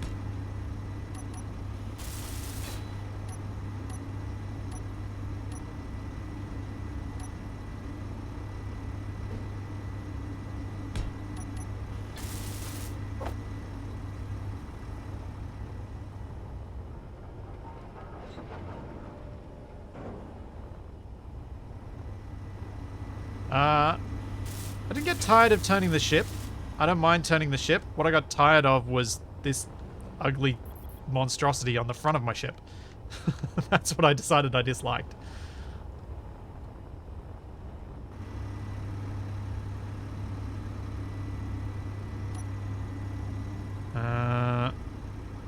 Now, do I still have multiple ore detectors? Did I manage to get rid of the other one? No, I did not get rid of the other one. Okay. I'm going to turn off the other ore detectors.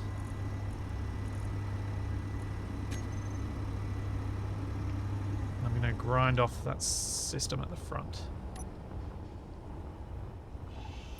Because it's ugly.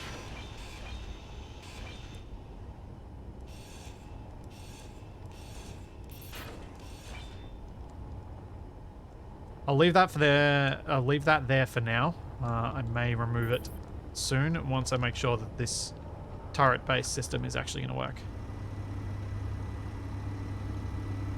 Energy critical.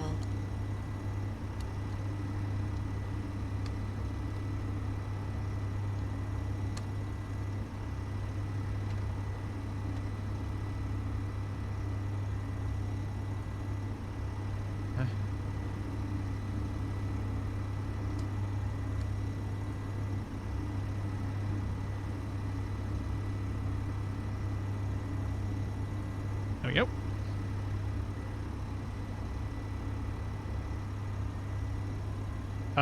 Chillaris, Capac did stream some solo Space Engineers for a little while, but he hasn't for quite some time.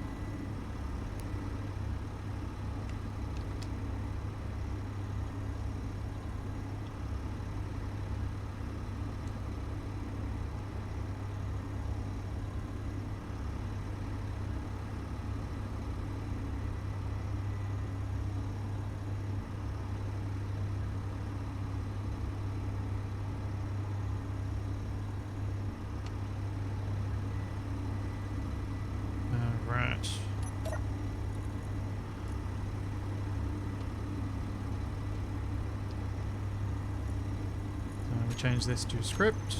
We go to spectrometry. Get rid of the background. And we're good. Actually, I might make that all a bit more dim. No energy. Once I get a bit more power.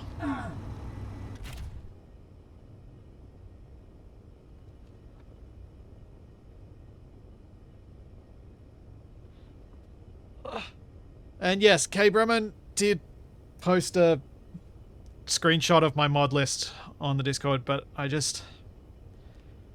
yeah. It's too much work to keep those things up to date when they change quite a bit. Unfortunately.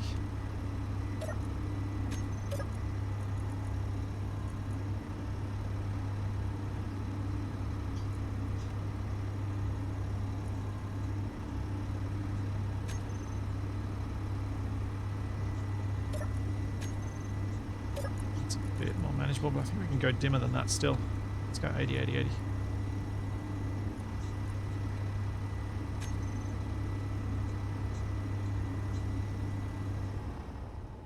Cool. Okay, now need to head inside.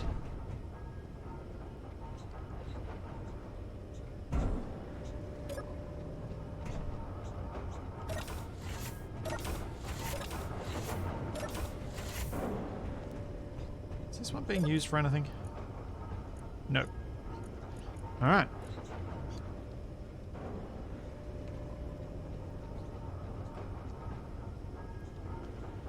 So we've got...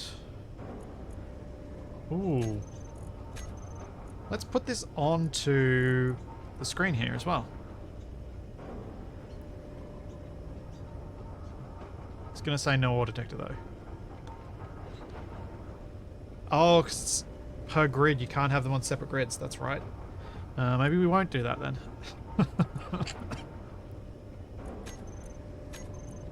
We'll just leave it at that. Elevation rotor.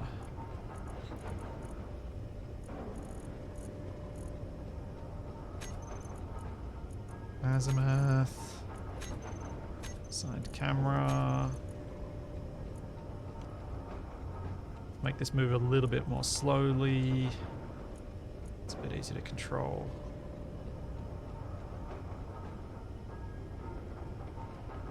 Okay.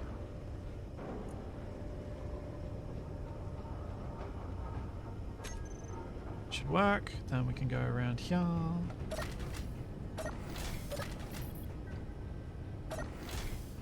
Test it.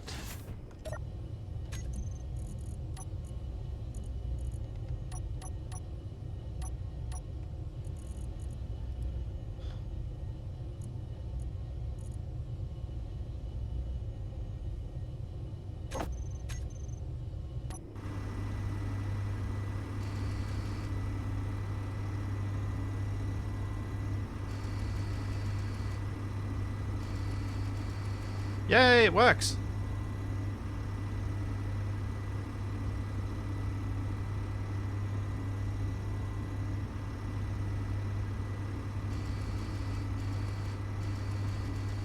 It's a bit jiggly, but it works.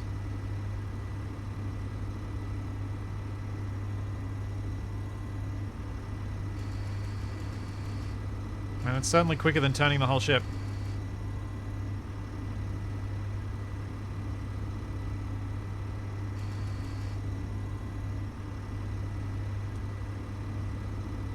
Although that is a bit of a problem. It doesn't have...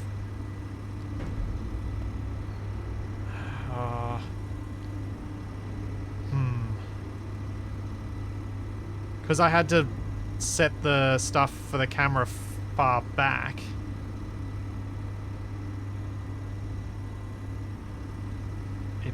It limits. I can't go higher than that.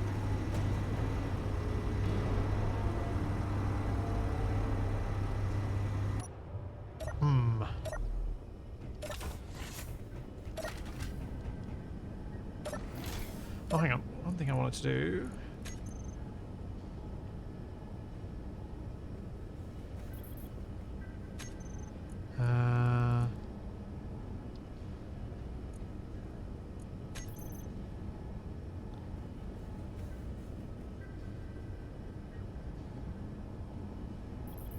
automatic door opening.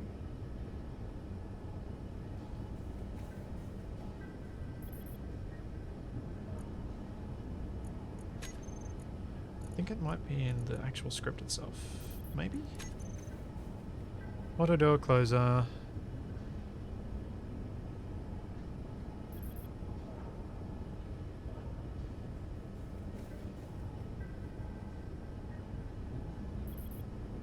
What?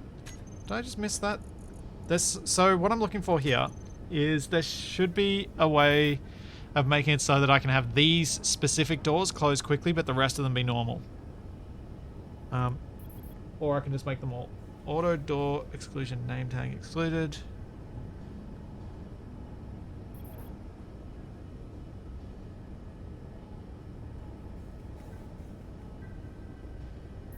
Oh, Let's just try dropping this down to 1 second and see how much it gets, how annoying it gets.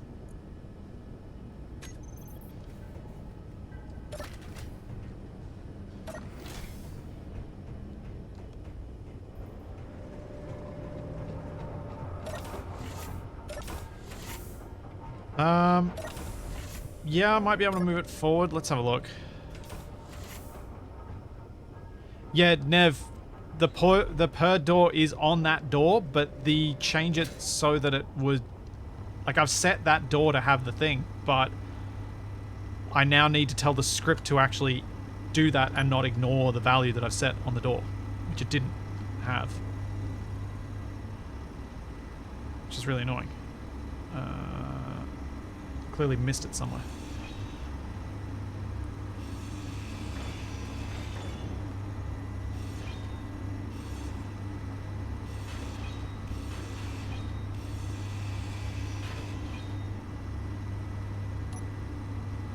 Alright, let's try this again.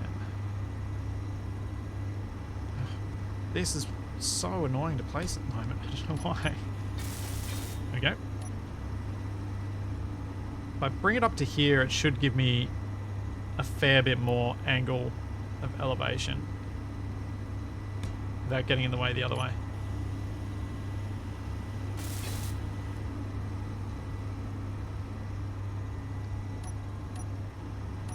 Too much.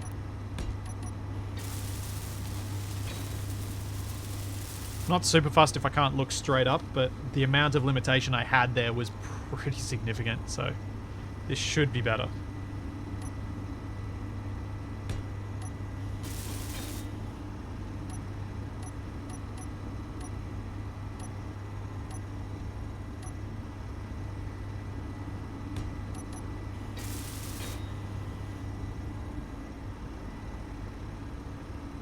If I aim the ore detector straight up from the hinge, I won't be able to look down below the horizon line. That's the issue with that approach. So there we go. I can get up to 65 degrees with this now. And can get down to 30 degrees.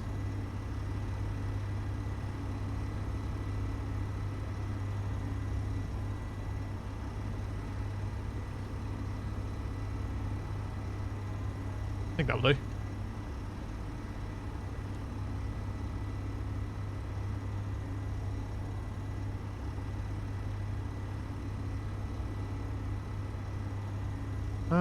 Yeah, actually, that's a good point.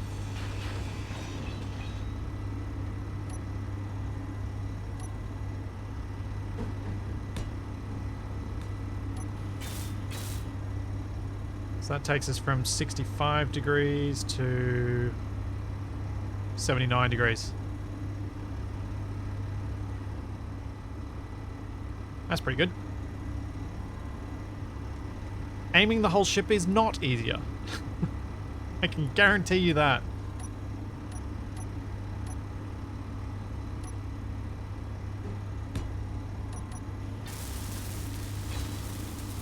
Yeah, I don't want to use plates. I think plates will look ugly.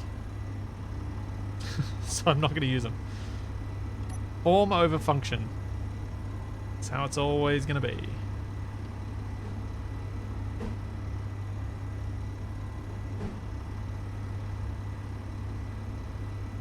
I may put slight plates on the side here at some point. Happy enough with it as it is, though.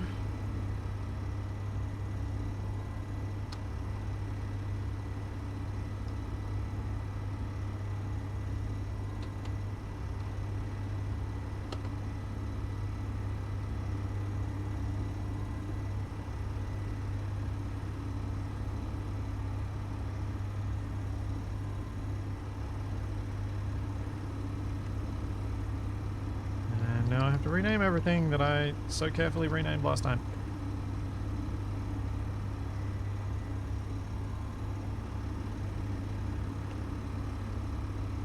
You've always known what I was like with that, Trognon. Don't pretend you don't.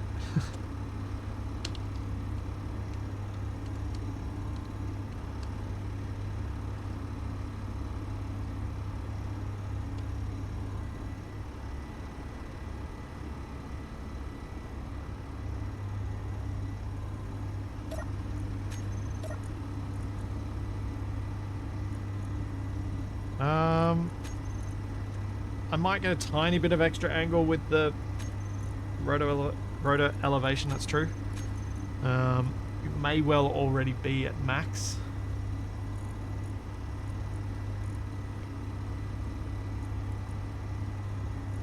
Because when it's a small grid one, it doesn't have much. It's not quite at max. There you go, got an 11 centimeters. What does that give us? We were at 79 before. Oh, got us an extra 4 to 5 degrees. That's not too bad. That's almost perfectly straight up now, so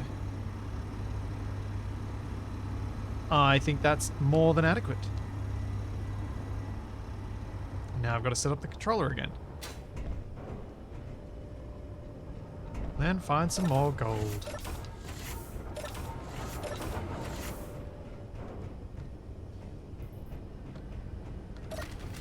Once I found the gold, I'm pretty much at the point of decorating this and then building my ion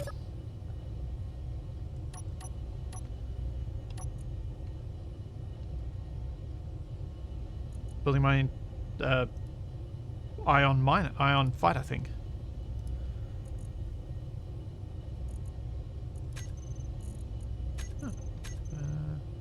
Oh wait, there's no camera attached to it.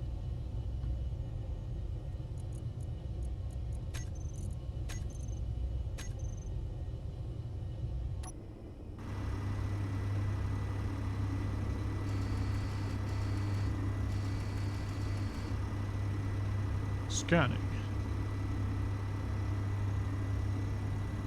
Scanning. Scanning? Hello? Hello? There we go. That took a long time.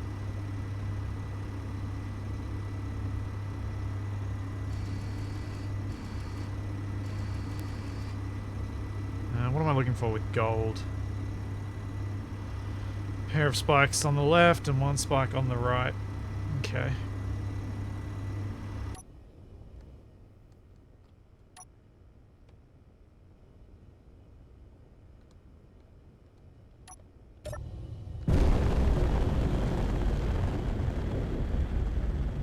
Well, that's a bit quicker.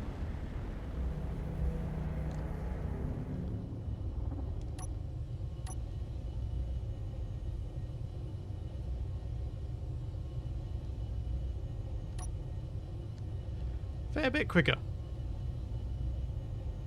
Could use some more gyro though. Really could use some more gyro.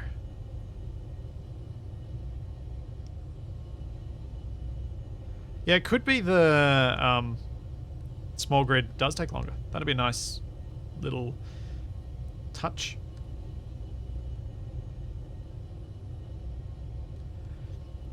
Yeah, Synesthetic, I was thinking about adding in an extra LCD with a crosshair.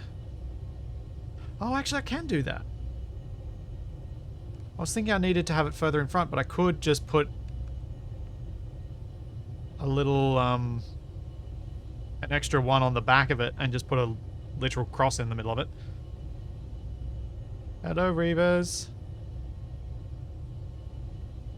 Don't mind me having blasted my thrusters just before. You didn't see a thing.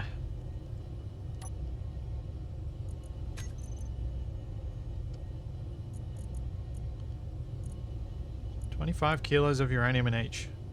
It's not bad.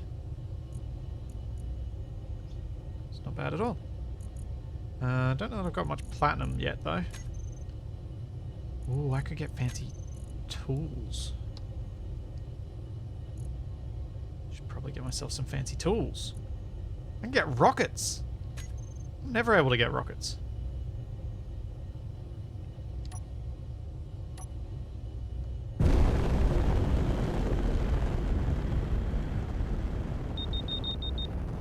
Okay, they did notice me. I was hoping I could get away with that. Was definitely not a good idea. Thanks, VPZ.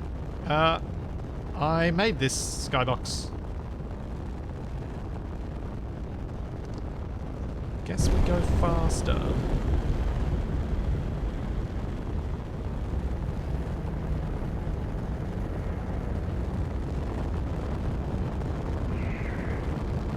Oh dear. Taking artillery fire again.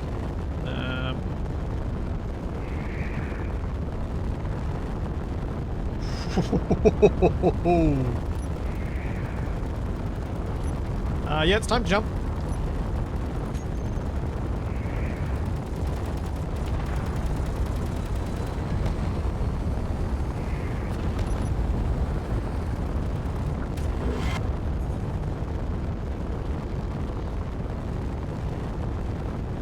Oh, I lost my extra thruster!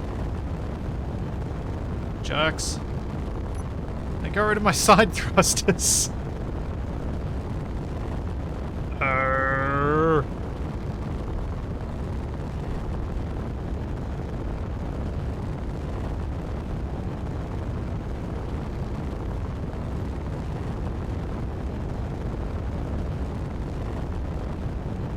Yes, this is my Hubble Gum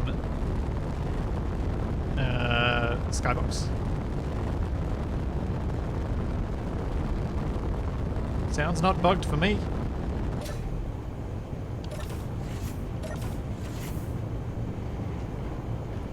Yes, it is true. At least they didn't blow one of the hydrogen tanks. That would have been bad.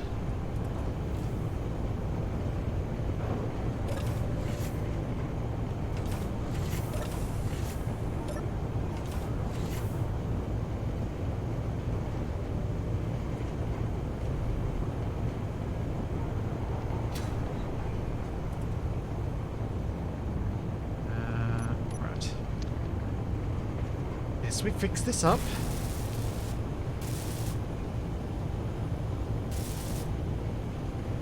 And replace the missing parts.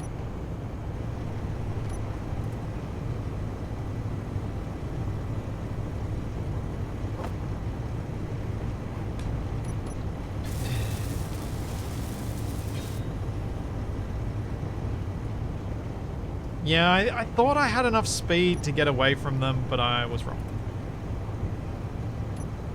I was quite wrong. What do I do this? Yeah. Although I realized I just got rid of my cargo access point that was nearby, which is annoying. Rather than having this a curve and kind of dangling there, I'm going to do this. Use P pieces all the way.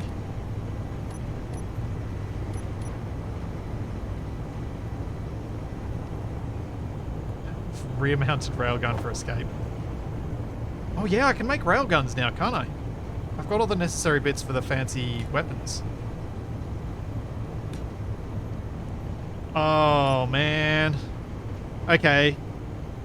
Do I refit the ship so that it's got a railgun mounted where that rover is, instead of making a fighter there?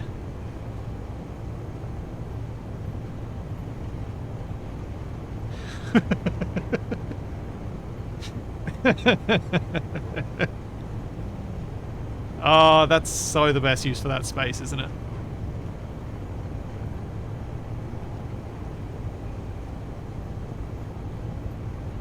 Yep. Rear pointing railgun.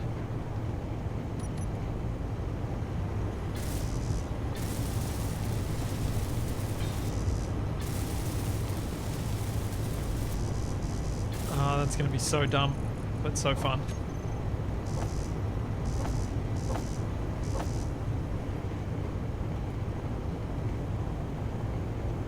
Because there's no way I can comfortably fit a railgun at the front with the way I built this, but the rear definitely could have one.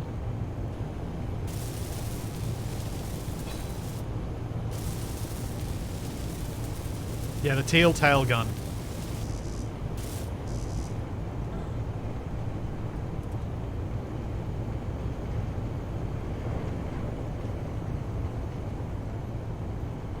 No, I'm not putting it on an actual tail.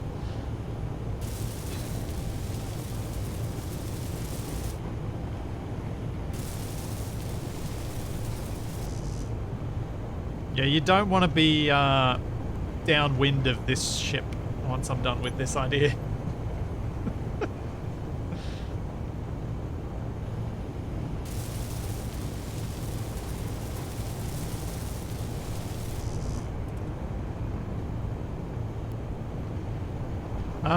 No, I can't replace the ore detector at the front with a railgun. There's no cargo tubing through there, and to put it through there I'd have to rip up my living space, which I don't want to do.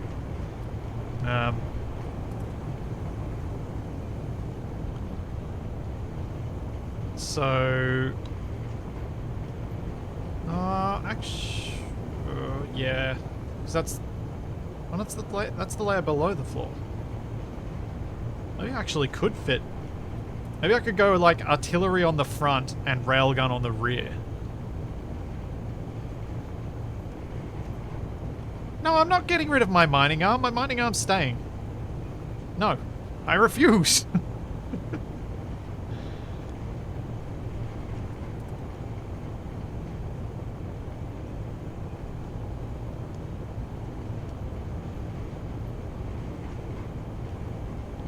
Yeah, I like the idea of putting artillery, like, because I could put 3 of them up the front here.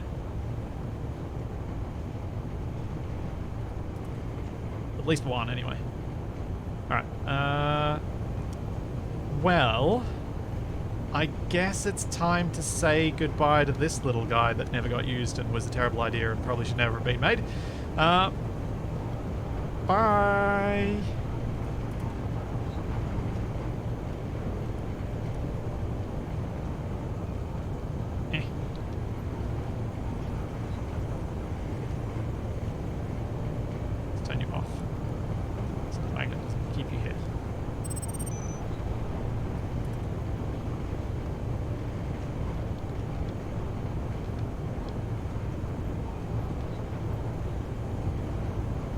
No, I'm not scrapping it. It's gonna float forever in the reaches of space. Just like the wreck of the chomper.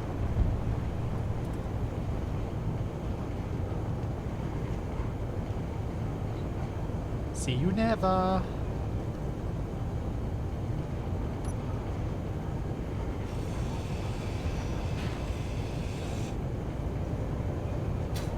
So now we basically have this lower corridor solely for access to the railgun.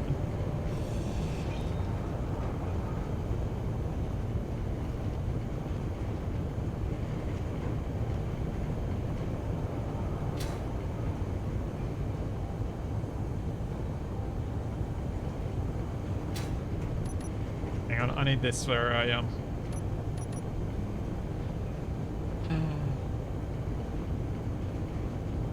There we go. That's a screenshot. It against the inky blackness.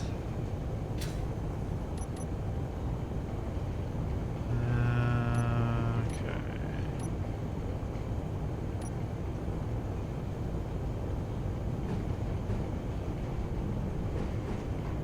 So the railgun has to be oriented that way, but I think it might need to get pushed further into the rover, which may be a problem. Got things arranged at the moment. So otherwise I think it might stick out a little bit too far. Oh, I'm also going to have to find the gold to build this because it needs... well, I would like to find gold. These lights. Inventory full. Oops. Buy construction components. Inventory full.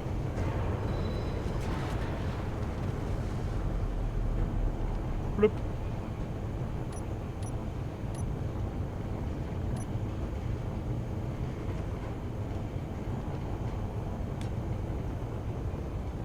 Oh yeah, that's a little bit too long. That's a little bit too long. Yeah.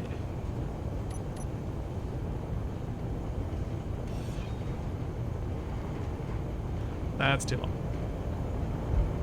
Okay, gonna have to play around with this a little bit.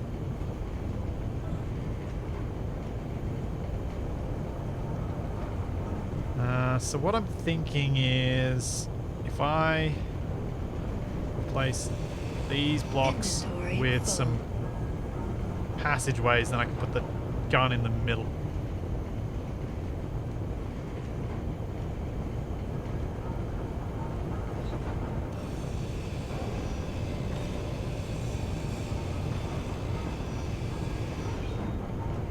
See, this is why you design stuff with chat, because then you do all the crazy things and have some fun with it. Inventory full. I mean, with all you guys saying that this needs to be a turret, in theory, I could make this a turret out of Energy small grid low. railguns that points out through this hole. But I still prefer the stupidity of having a giant railgun.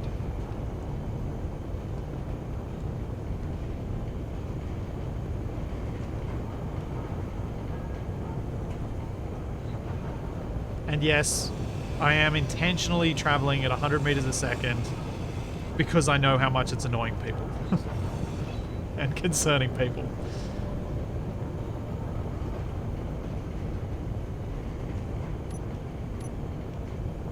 What will be, will be.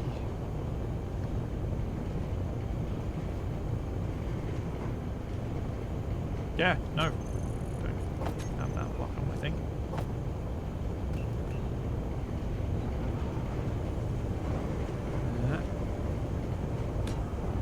Passage corner. Passage light.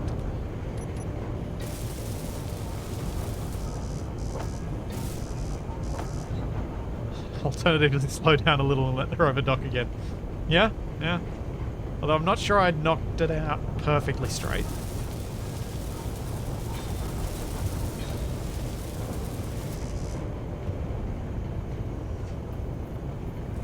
I do agree that this is the best spot for a big gun when you mostly run away from your enemies.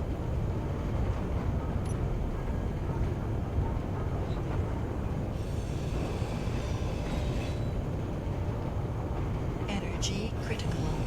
Inventory full. It's true. I could find out if I did it right, if I just went.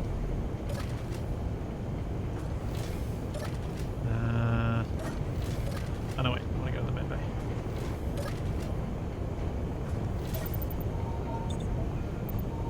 Much easier.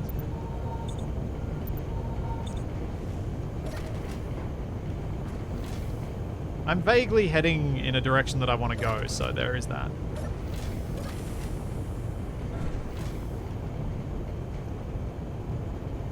So I'm approaching a destination. What that destination is, I'm not sure, but I am approaching a destination.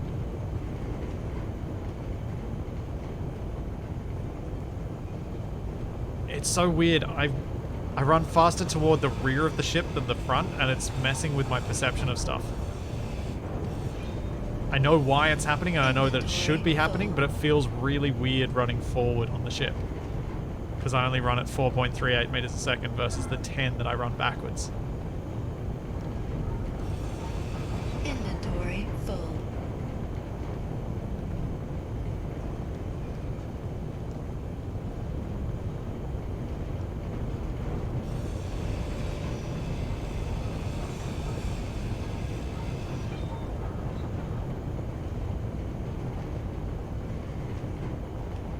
That's because I'm running into the speed limit. The game has a hard speed limit, so I run into that when I try and run toward the front of the ship.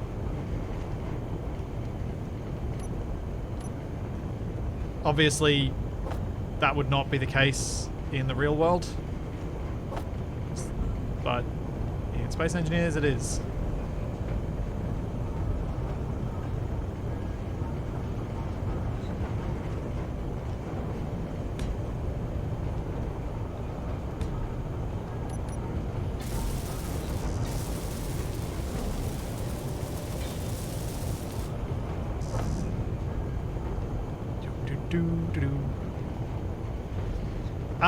Yeah, character speed limit is 110, and if I'm using my jetpack, I will get 110, but running on the ground for some reason is not getting me there.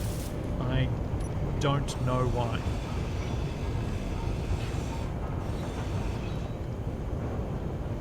Not done a lot of building at these sorts of speeds, so I haven't had time to think about why this might be the case, why it's slower when I'm walking than when I'm not.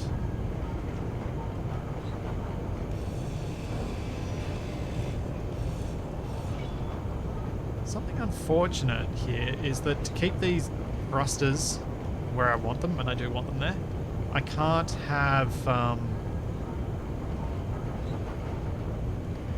the conveyors on the roof. Because what I'd really like to do is have the gun the opposite way round.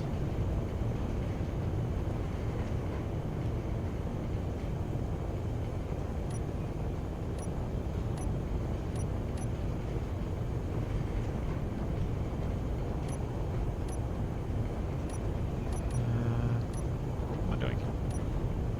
That's what I'm doing. Railgun.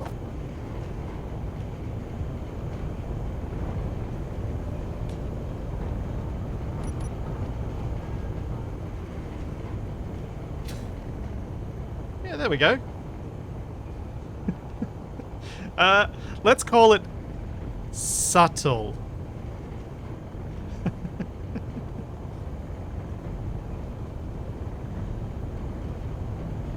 It's sort of hidden, but I really wish I could get this angular bit the other way around, but I think we'll just accept it as it is. A very expensive way to hit the ground.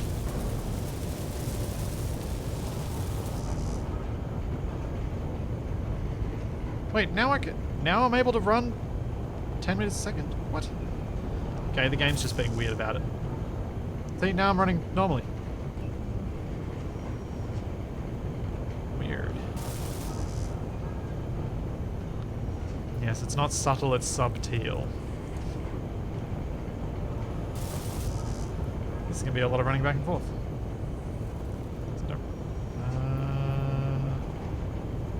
Ooh. No, it's not. I can put a welder in here. I've actually got room.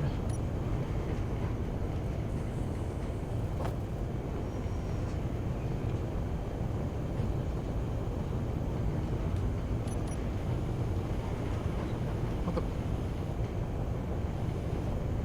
What?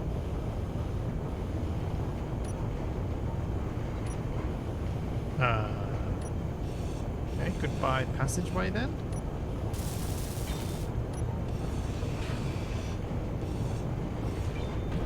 Am I finding so many wonky things today?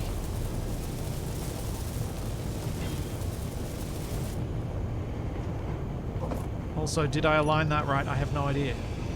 I don't think I did. Inventory full.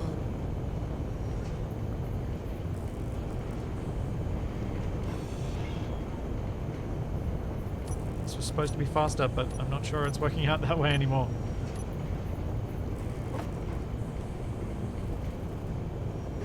Yeah, it needs to be that way.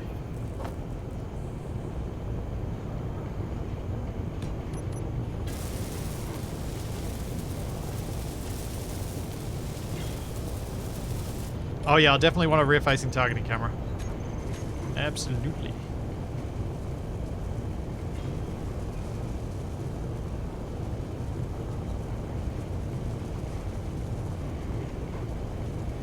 The ammo for the railgun is Sabo or Sabot, which requires uranium, which is why I can now actually make them.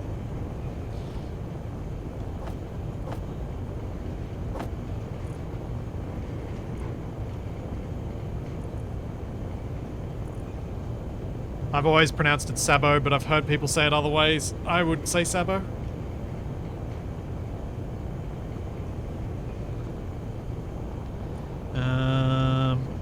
Artillery shells for the front end, I want.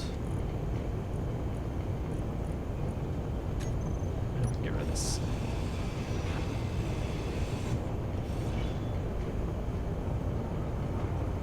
Oh yeah.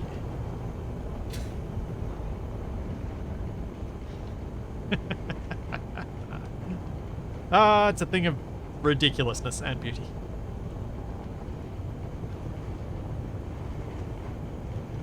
My pronunciation may be a bit Texan. Perhaps molecular. Perhaps. Right. Rear targeting camera. How am I going to get a decent... I think I'm going to have a slightly offset to the side camera as the best option. Stick it on one of those two bits. which has the advantage of maybe being able to see some of the effects of the shot too.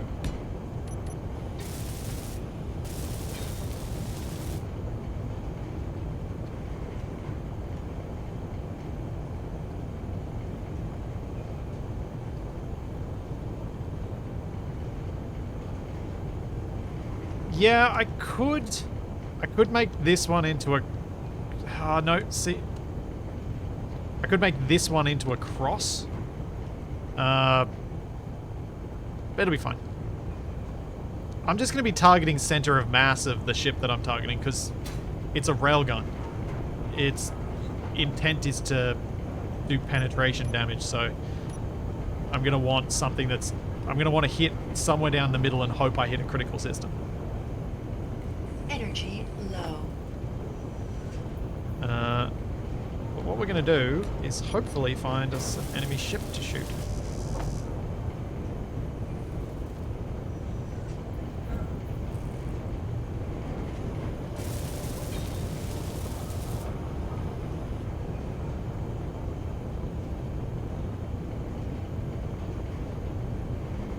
They can remain as garage lights, as memories for the rover long lost.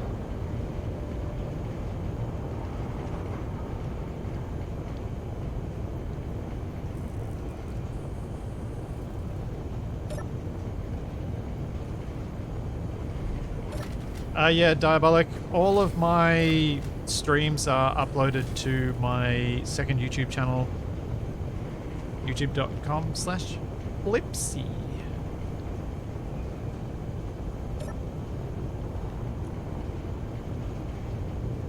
Wait, did you just correct a typo that wasn't a typo and then made a typo with it? Sabot is a French word, and then you wrote id. I'm confused.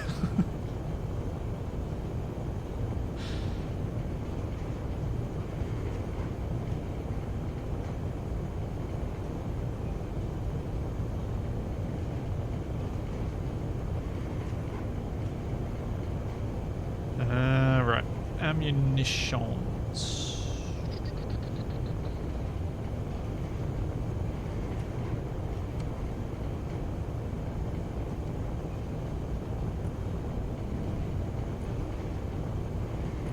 Cool.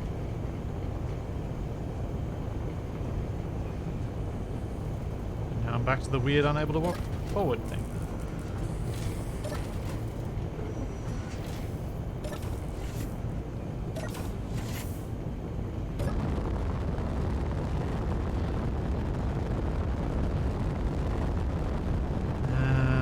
Suppose if I want to find enemies, I'm gonna need to slow down, but I also want to find more magnesium, I think, and gold. Magnesium? Yes, I want more magnesium. So I just used a lot of it. Have we got magnesium on any of these nearby asteroids?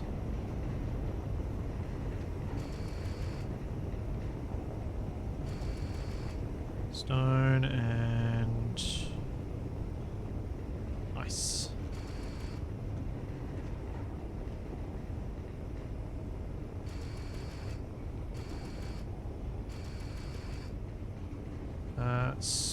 Platinum and cobalt.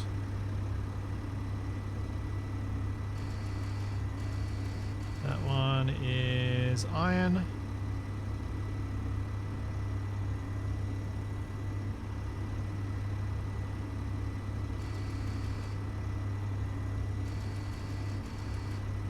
That one is stone.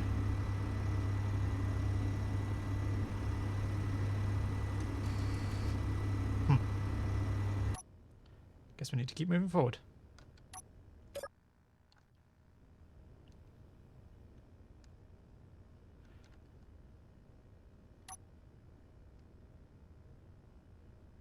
Or flip over and check the other ones.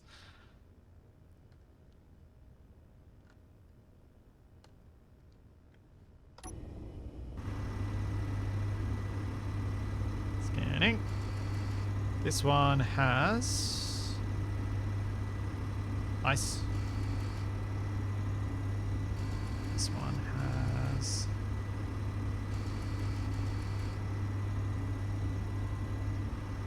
ice and silicon.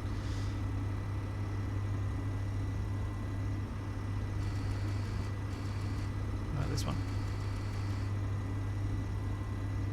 This one's got platinum, I think.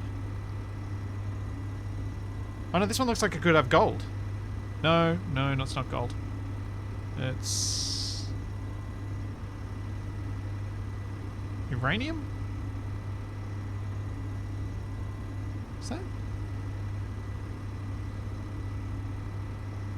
Can't tell what this one has.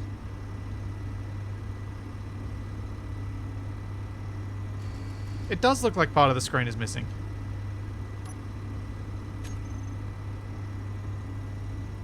Because uranium has a third marker way over on the left. What?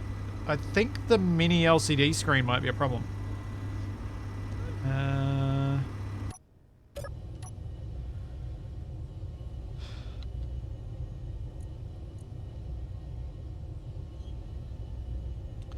That is an issue, and one I can't really solve.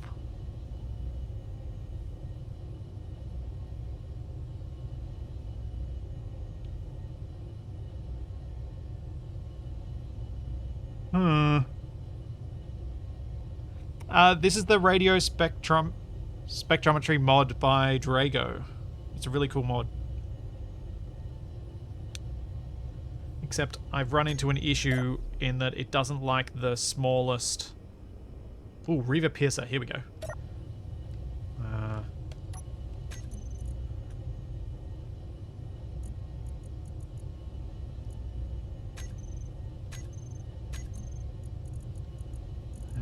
Where's my railgun?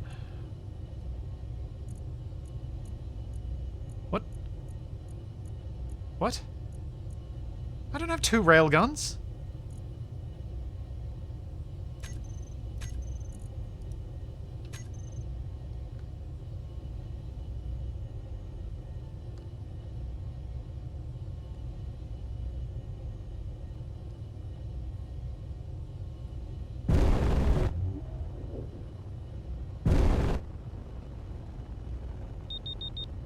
Here we go.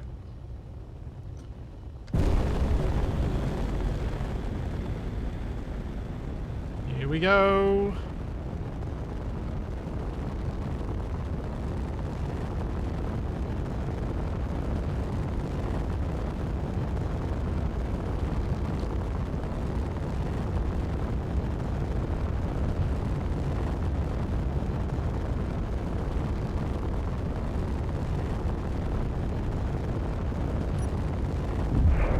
Whoa, it's got a railgun too. That's not good.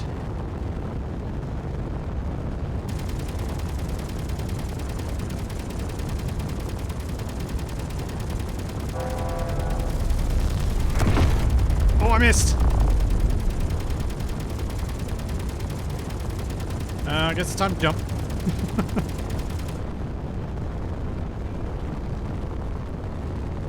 It's gonna charge before me, so I gotta jump. Okay, first shot was a miss.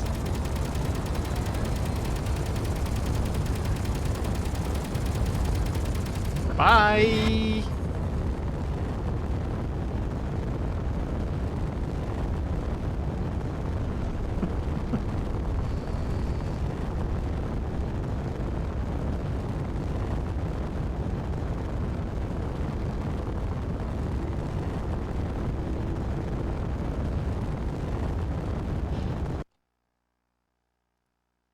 Which mod did you just link?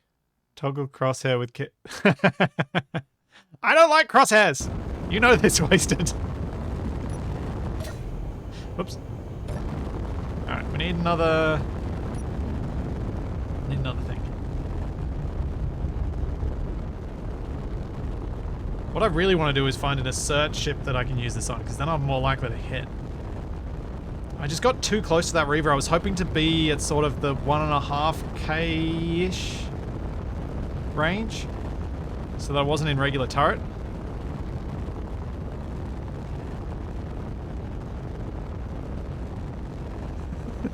I'm just fine at knowing where the center of my screen is. It's just really hard to figure out relative velocities and things.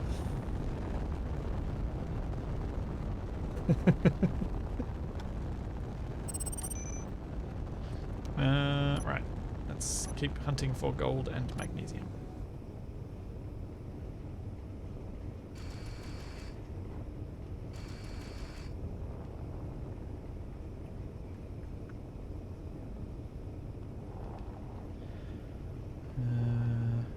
That could be magnesium. I think it is magnesium.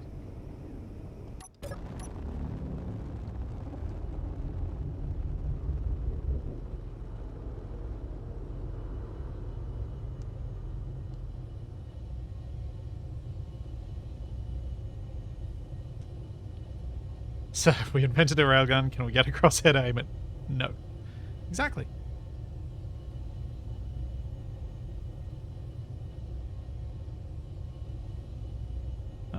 That one.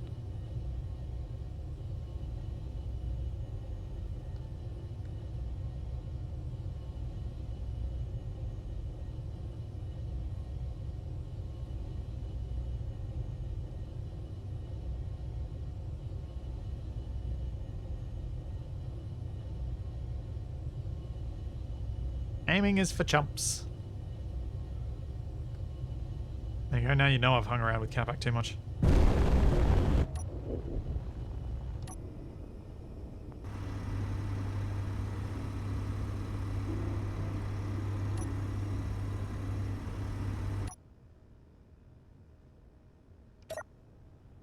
Tilt down so I can see if I'm targeting the correct asteroid. Didn't tilt down far enough because there's a fighter in my way. Yes, Wasted, we are doing something today. You had mentioned having some idea of something for us to do, but Capac and I were both prepared for some City Skylines multiplayer and seeing if that even works at all for us. Trying that out.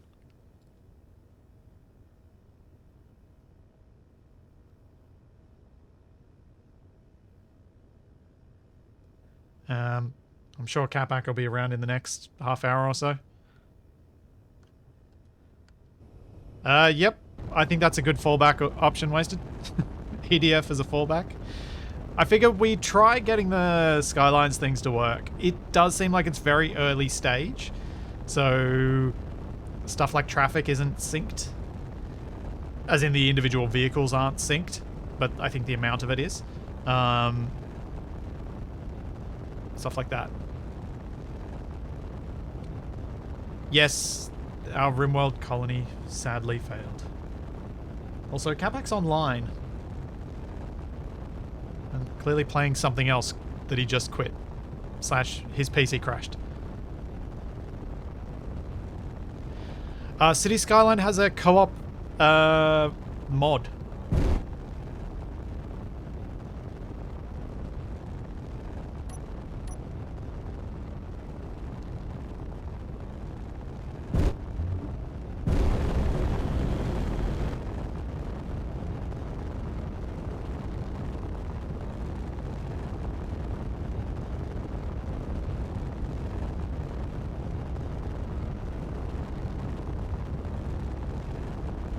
Oh, so Wasted, I've been mucking around with a single-player Rimworld save where I've turned down the likelihood of insta-death and insta-limb dismemberment and stuff like that. I'm really enjoying it. It's so much easier, but I'm really enjoying just building a colony and having the stuff that goes wrong be bad, but not devastating. It's quite fun. It's a refreshing change.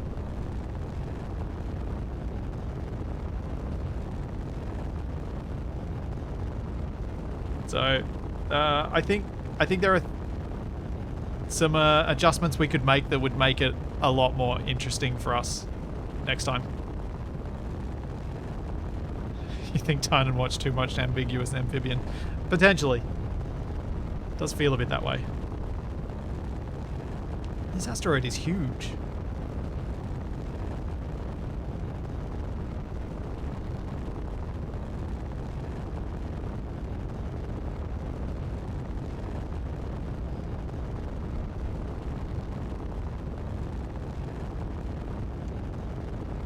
Yeah. Balancing your game off people whose existence on YouTube is based around breaking games, it's probably not the right people to balance your game off. No, I was the sole survivor of the colony, but I was also kidnapped and enslaved somewhere else. So there's that. Not sure I take that as a victory. I think it's just a different form of loss. Possibly worse one.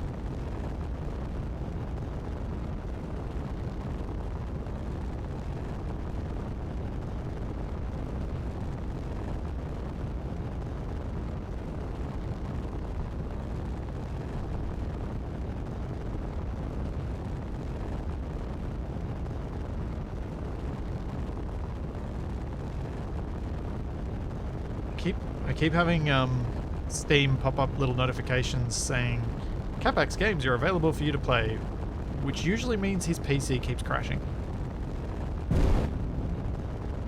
Thanks, Camo 1187. Tell Capac to stop eating and play.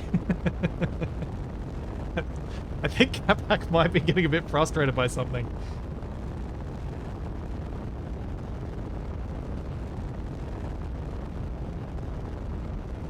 Why does Capac have so many PC problems? Because he's got some bad RAM, and he is unwilling to put the time into figuring out which ones they are, so that he could get rid of them and run on 2-channel, less memory but stable. Whereas I would be doing things differently if I was in his shoes. I would prefer to have less RAM but a stable PC than more RAM and unstable. But Capac will be Capac.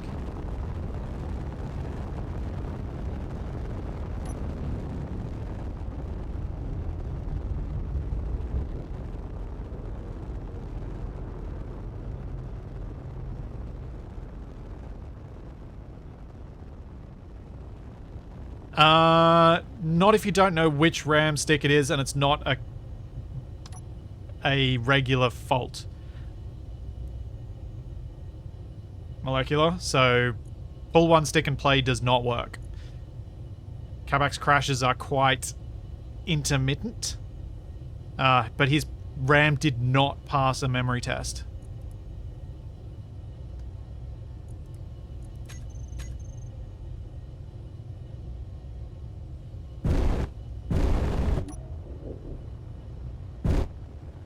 So he'll have to actually run a memory test after switching out which sticks of RAM he's got in there, which will take a lot of time. Capac is running 4 on a 4-channel board, as I understand it.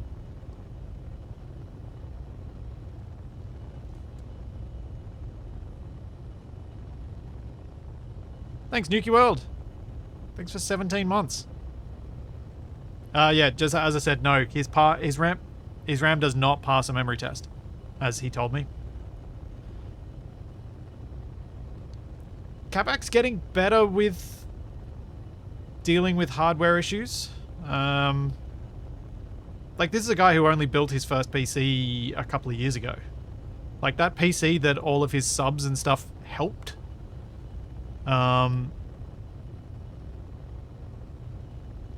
him get. That was the first PC he ever built. Actually, yeah, because I sort of ended up... Hey, go back. Speaking of the devil. Nobody talking about me. Just talking about your memory issues. Look, I could remember things just fine. But you failed the memory test. Well, they cheated. There should have been more options. Do you like my addition to the rear of this? Addition. If I can get light on it, which I don't know that I can. Hang on. This. Huh? Notice the thing on my hopper? It's very dark. It is very dark. It's unfortunate. I'll go down there, I'll show you. I think you'll appreciate its positioning.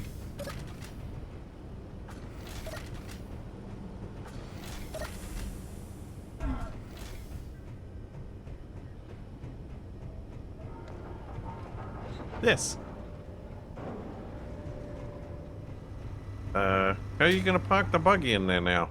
No buggy. Just gun. The buggy's floating in space somewhere. Okay, well, yeah, I mean, I guess that's a pretty good position if you need to eject some waste quickly. It's also because you tend to run away from Reavers. So, you know, shoot back. And Literally. I guess it'll help propel you away from them. It's true.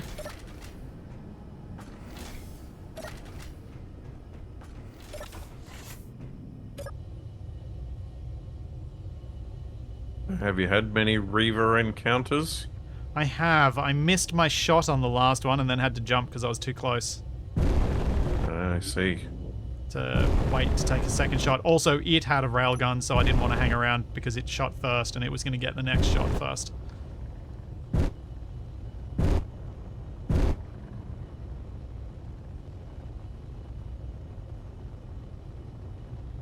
So what's your current plans? I want to grab more magnesium. Want to grab some more gold.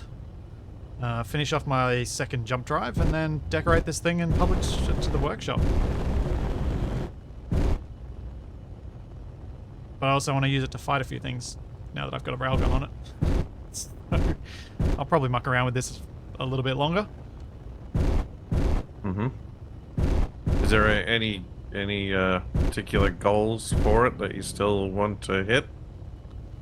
No, I just want to get it finished so that I can have a decent looking and functional all-round survival ship to publish to the workshop. That was kind of the whole goal of this. I didn't set myself any sort of survival goal or anything for this series. Ooh, let's go core a guppy. That seems like a good choice.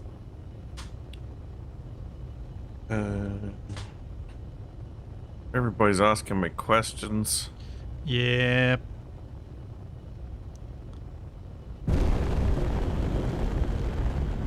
PC related stuff to try and see if they can help you fix your problems.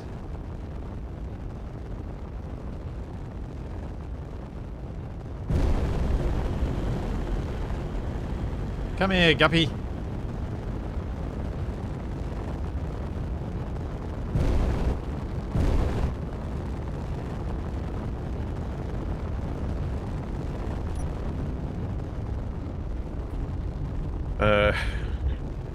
Yeah, so Wasted, when I first set it up, it wasn't playing friendly with XMP at all. But then it seemed to clear it up when I upgraded to the 5950. But I'm getting these occasional instabilities. But you also did a memory test and it failed, didn't it?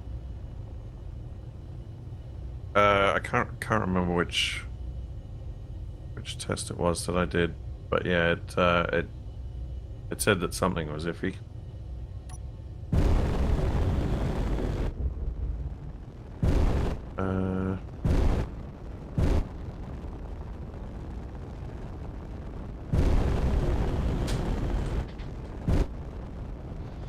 Alright, time to turn around.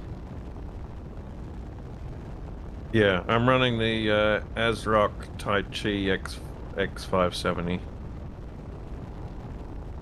Yeah, Waste is just saying that you might be running your RAM too fast for what that board can handle running in quad.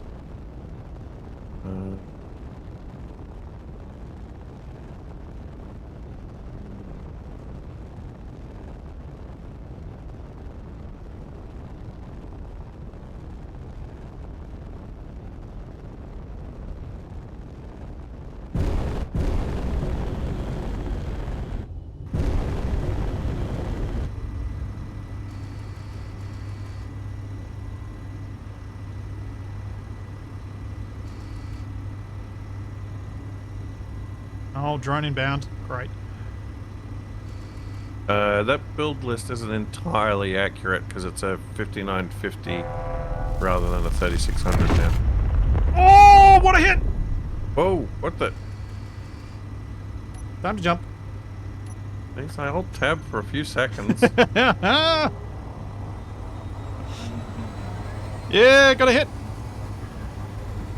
I'll show you, Wasted. I can hit without a crosshair.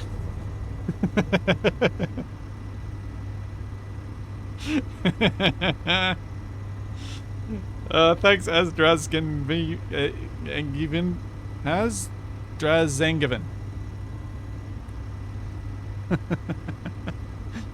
Yeah.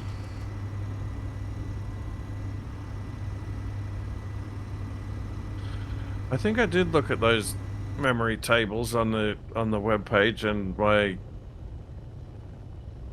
brain shut down.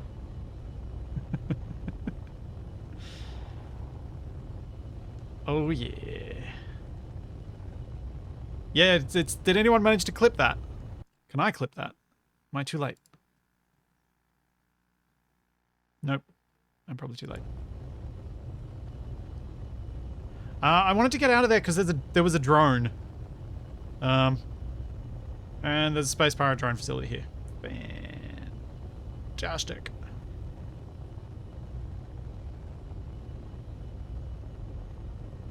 Hey, I had fun destroying that cargo container on that ship you designed, Eisen.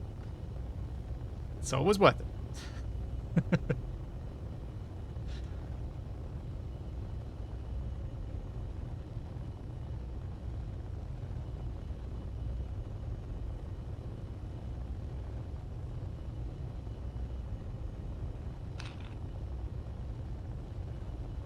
Yeah, and I gave the pilots whiplash.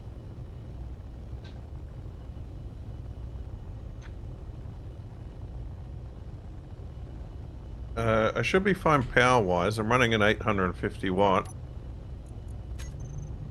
Zoom, zoom, zoom. Return to the site of the battle.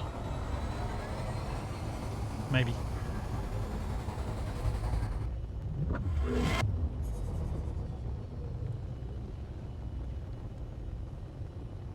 That's quite satisfying. Using a rear-mounted gun. Oh, here we go. Clip. Let me see. Oh, drone inbound. Great. That build list isn't entirely accurate because it's a 5950 rather than a 3600 now. Oh, what a hit! Whoa, what the? Time to jump. I'm running an RM850X Corsair power supply, which is a Oh, what a hit! gold Here. 80, I think. Thanks, Laws. Thanks, Big Mike O'Shea. Thanks for the Prime sub. Wasted, are you free to start streaming now? Or have you got a few things to do before we would go live?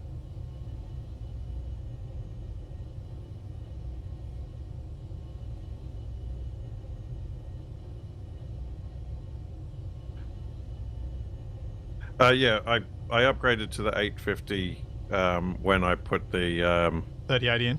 3080 in, yeah, because I knew it was going to be pushing it. Thanks for the Prime sub, Ryan Stone Cowboy.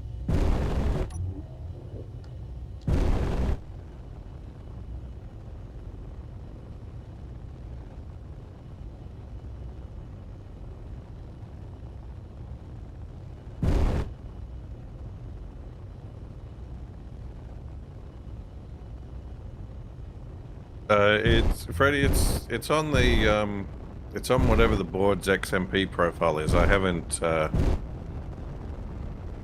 changed the memory timings myself. Thanks for the 300 bits, he who types. I'm pretty proud of that shot. The fact that I actually hit. Considering my really wonky camera setup at the back here, because it's up and right of the gun. Which makes hitting quite a lot harder.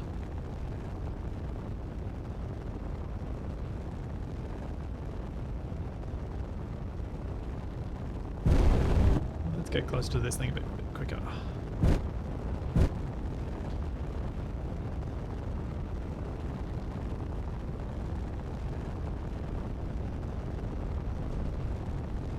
Zoom, zoom, zoom.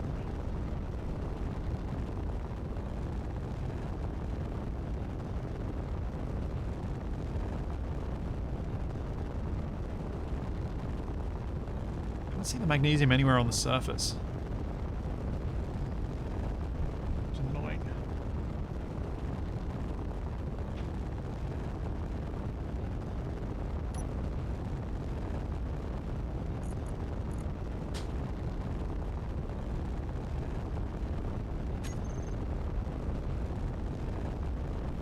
True, isn't it? The guppy is also a relatively small target.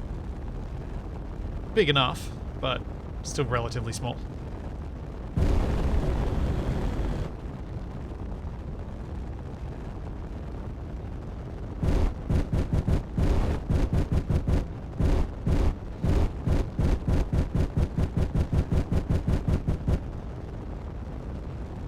Yeah, there's a space pirate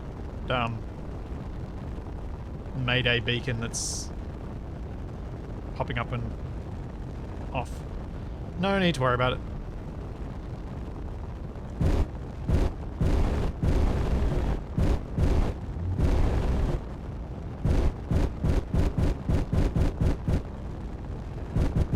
Oh, oh, oh! I thought that was the asteroid behind. Those bits.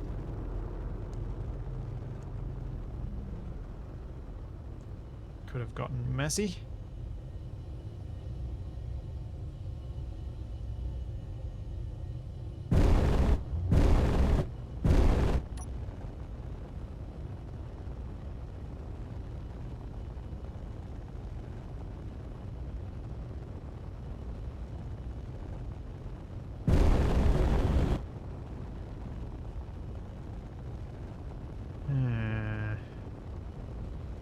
There's going to be a lot of drifting around trying to find this.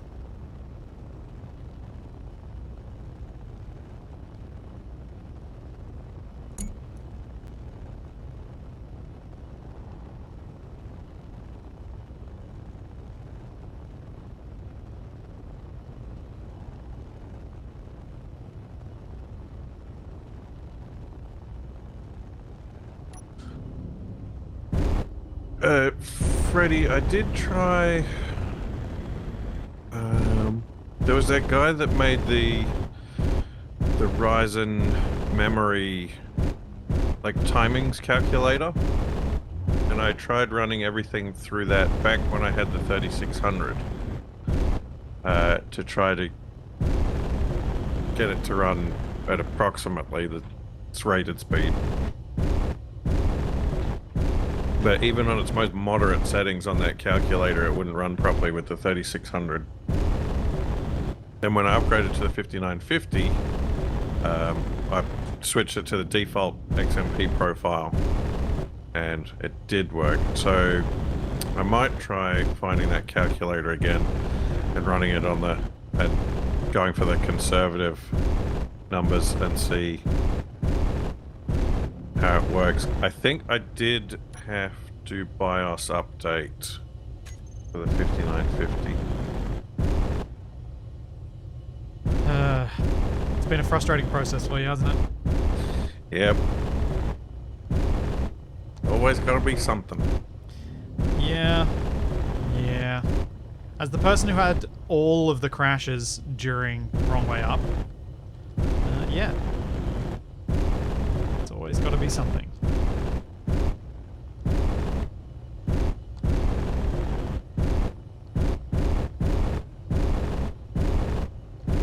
No worries, guys.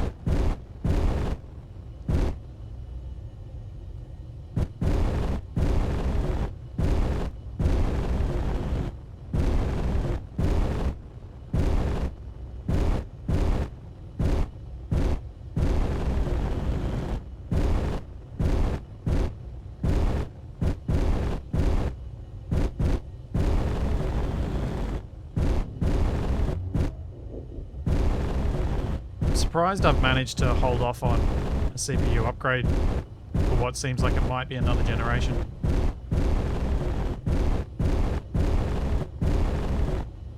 So I keep looking at upgrading from my 8700 and not. Yeah, a lot of big jumps with the next generation. Yeah, and I was kind of with Intel's whole big little thing. I was hoping to wait for a second crack. It's their second crack at that because I figured they'd make some big gains and big stability and compatibility gains by then.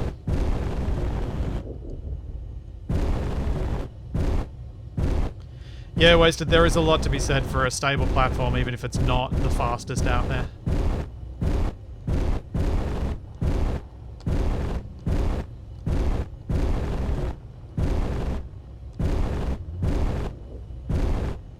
Where is the supposed magnesium on this rock?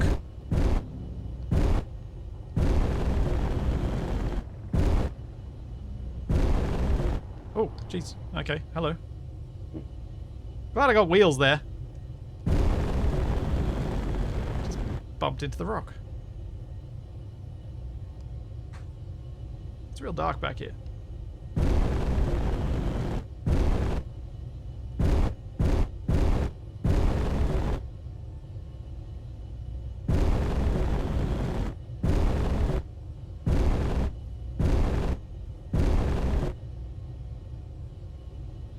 The large grid detector is on, Bartman. If you were watching at the start, you would have seen me check to make sure it was on, and check to make sure the range was at full.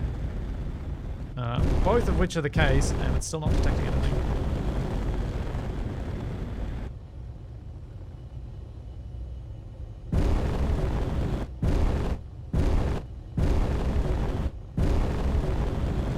Yeah, Dragnon, I should have made a small rig to scout with.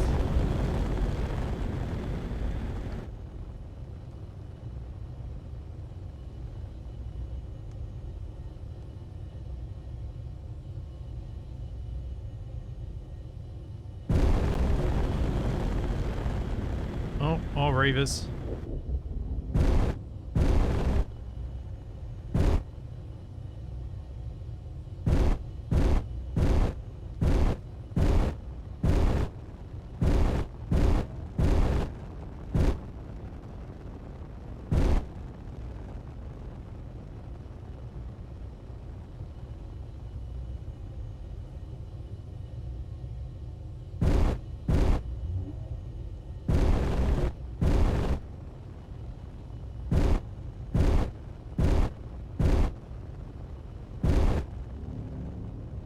Oh dear, oh dear, oh dear. Ooh. Okay, thought for a second I was going to crash into my drill. Yeah. ITB, I might do that. I might go out with my drill and just look around, because I've just used up 7% of my fuel on all that and got nowhere. Oh, in fact, let's just check with the ore detector one more time, just to make sure I am at the correct rock.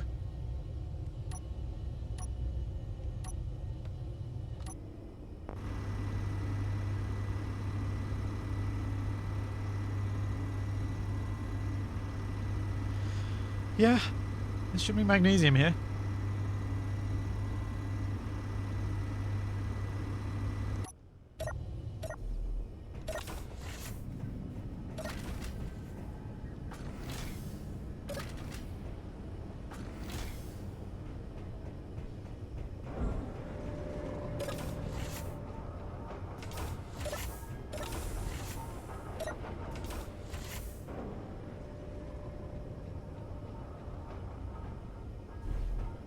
Alright.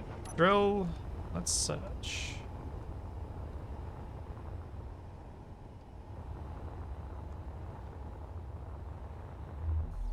Ooh.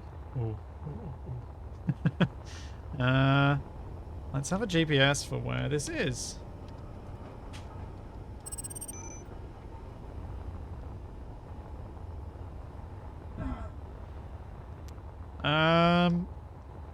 I would agree with some of the assertions regarding Dell not being great, given that I figured out how to make my my Dell I bought so that I could get a 3070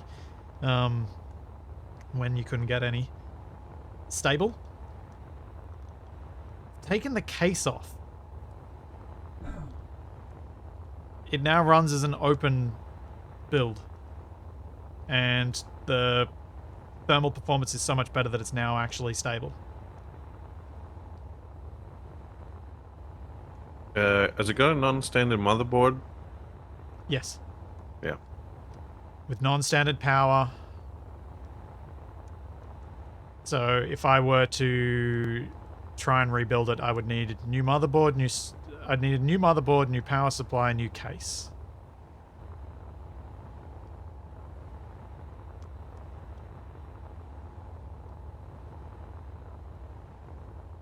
Because the power supply is also pretty... It's barely spec'd for what's needed for a 3070 and a 10700K.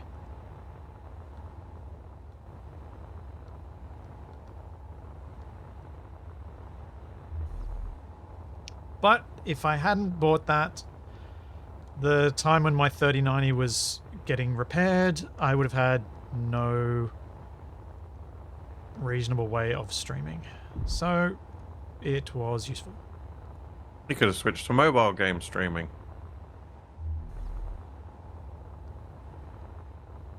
You're a terrible, terrible person.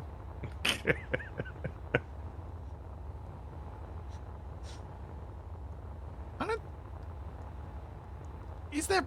I feel like the spectrometry mod is messing with me because I cannot find magnesium on this rock.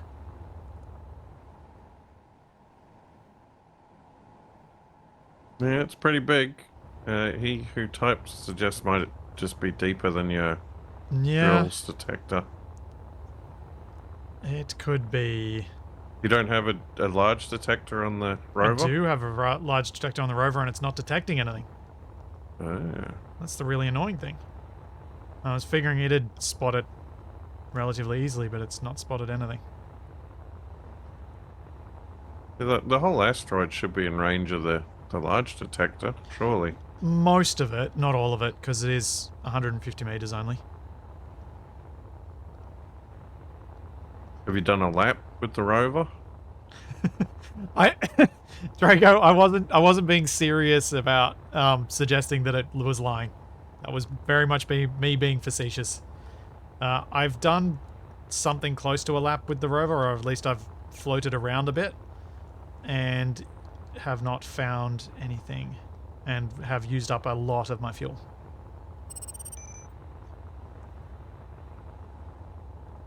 I might have enough... actually might have enough platinum to make a small grid ore detecting ship with ion thrusters, though. Which could be an option.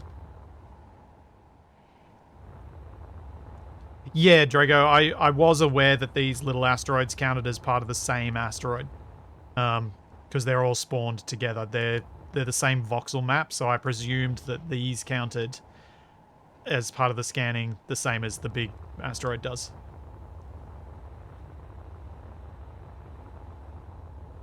But it's probably good to point that out, because while I would assume that because of messing around with asteroids to do stuff with them in the past, not everyone would have known that. So yeah, each one of these is also counted in that same scan.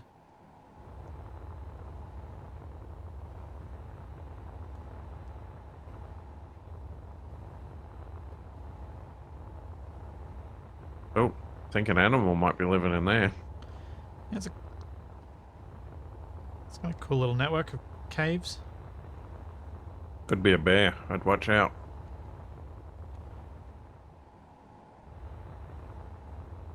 Yeah, the Teal's 600 meters away on the other side of the asteroid. Like, this is a big asteroid.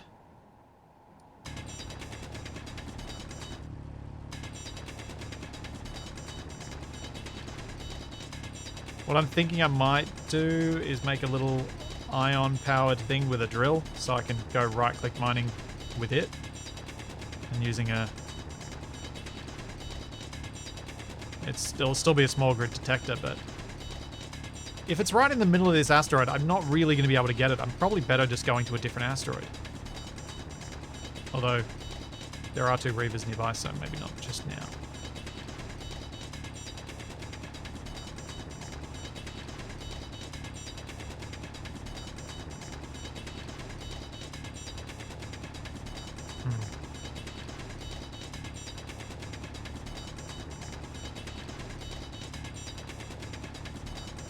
Yeah, I think some sort of... I think just moving on to another asteroid's the right choice. But now I'm so far into the asteroid, I don't know whether I want to turn back or just go now.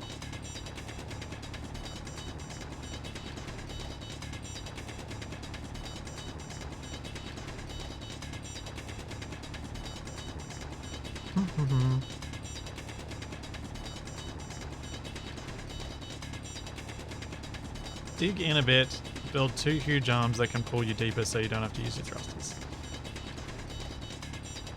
Yeah, that sounds reasonable. Yeah.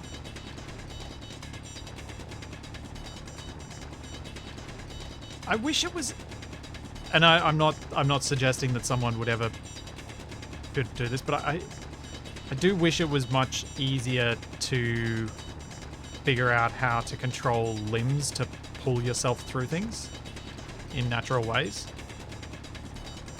It's just, it'd be so cool being able to fly up to an asteroid or to move around on a planet with limbs that work intuitively.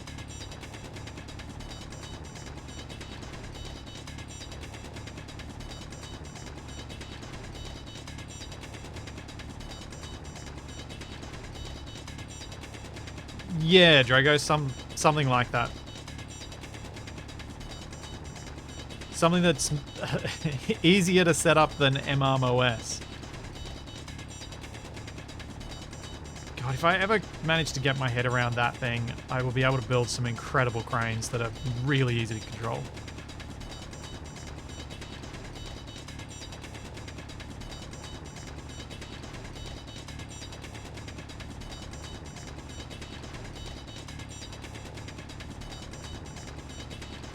I haven't played with mechanical keybinds. I've used the piston and rotor keybinds script, which does a very similar thing to mechanical keybinds.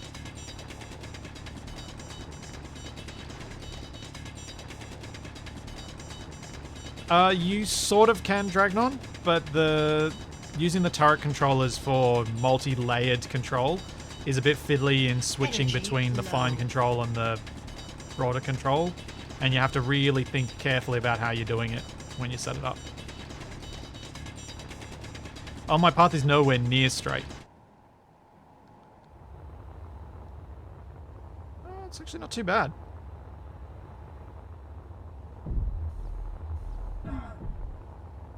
Yeah, all things considered, that's actually pretty straight. Ow.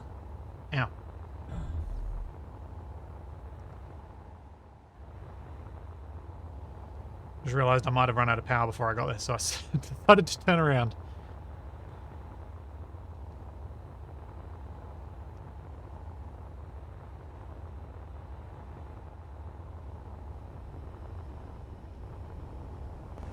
Okay.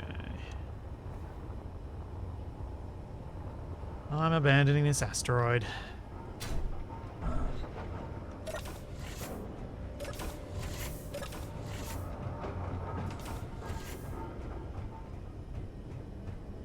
No, it's incredibly unlikely that I was picking up the wrong asteroid, because I've looked at it a few times to see that it was the right one.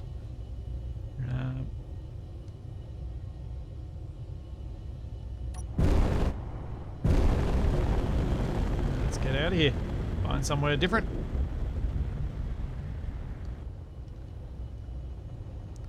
You know, or go to the moon and land. Because the stuff I need now is actually on the surface of planets. Maybe that's the way to go.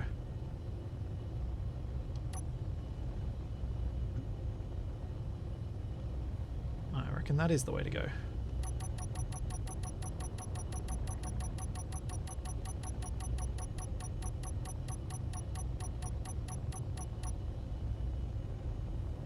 Jump. Yeah, Kabak's gotten proper quiet. I think he must be doing something. Yeah, look, I've fallen into a memory hole. I'm not playing on a server, Piglet. This is my solo. This is a solo game. This is just me. I would not dare do something like stream on a public server. That would be disastrous in Space Engineers. That would just be asking to be griefer bait constantly.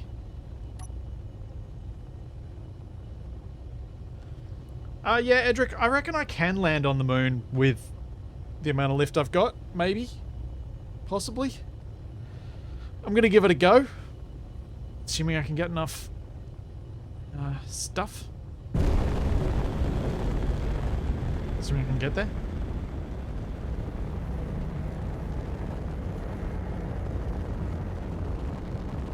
Yes, Drago, it can reach the moon's surface. I don't know that it'll be called a landing.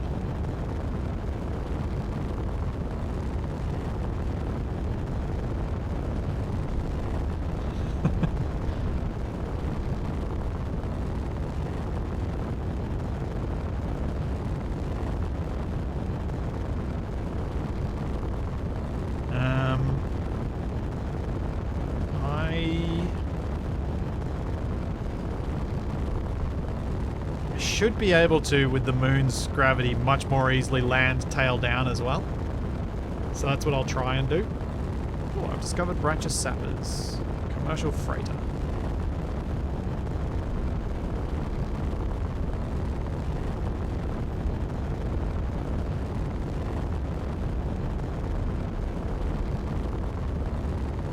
No thanks.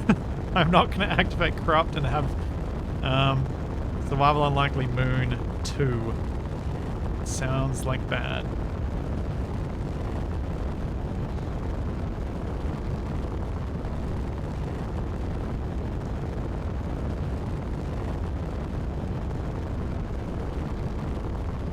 Much bad.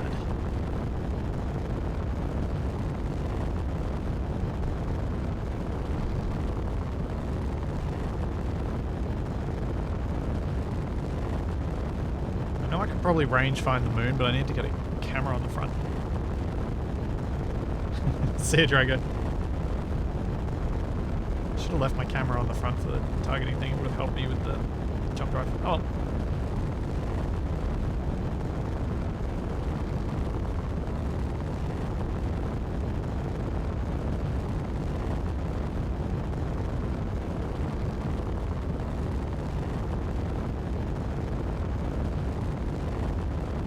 Just one sec. I'm going to go fill up my water bottle while we're travelling very badly into space.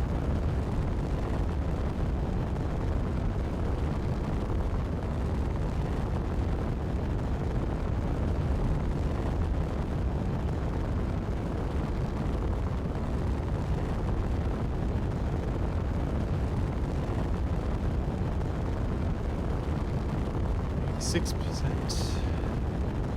Takes so long to charge jump drives.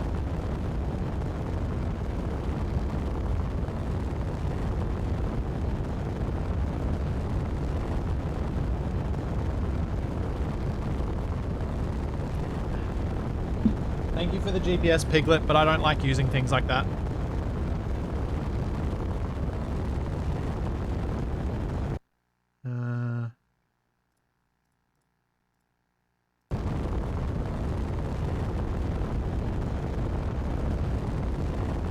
No, the butt camera wouldn't work because the jump drive's forward orientation is determined by the cockpit, not the camera you're viewing through.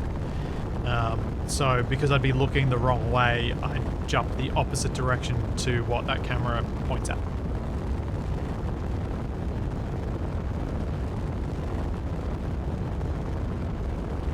Now, I think I can probably increase the jump range even further.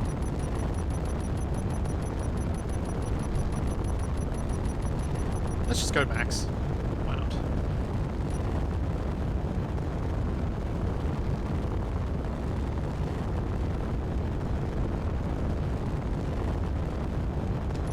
Here we go.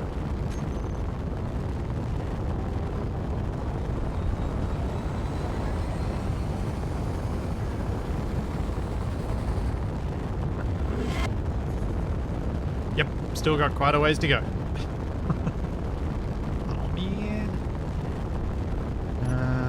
that's the case, then I'm going to keep looking at asteroids. Never know, I might find what I'm looking for and not have to search for ores on the moon. That is almost certainly another uranium asteroid. It's got... Oh, or is it?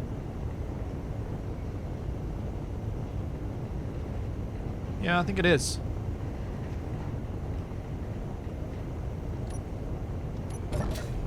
Nope. I think that's a uranium asteroid. I reckon that's worth going to.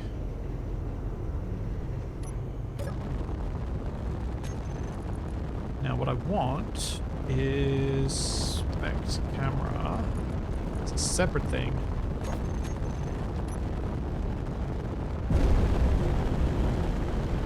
So I can try and move myself toward that asteroid without being in the turret controller. Oh, there's a drone facility!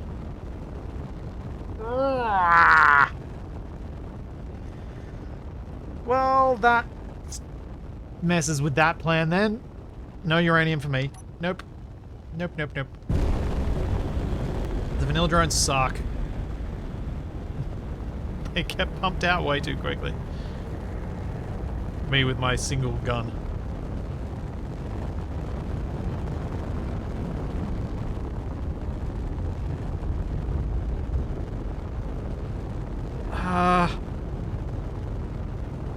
Alright, what the heck.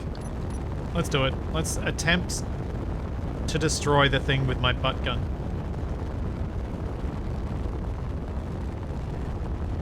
Yeah, the uranium blip is on the far left of the screen, Lohin. It's being cut off by the miniature transparent LCD, unfortunately. Which is being annoying.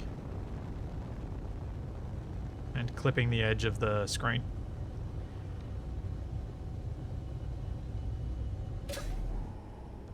Okay, let's see if I've got enough time to quickly...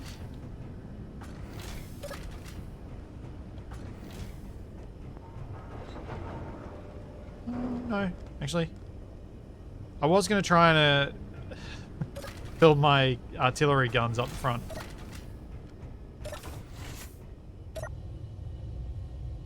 But I'm not going to.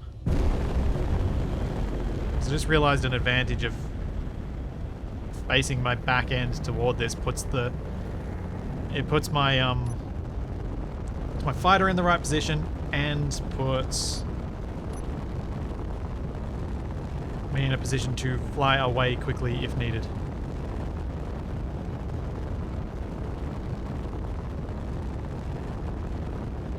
Oh, I should have asked Drago to see if there was a way to scale the thing so that it would work on that screen.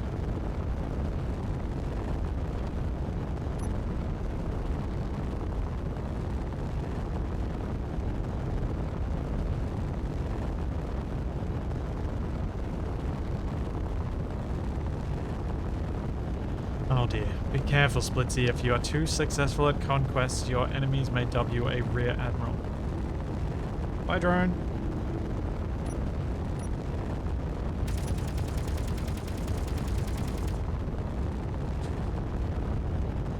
Apparently I'm going too fast for it.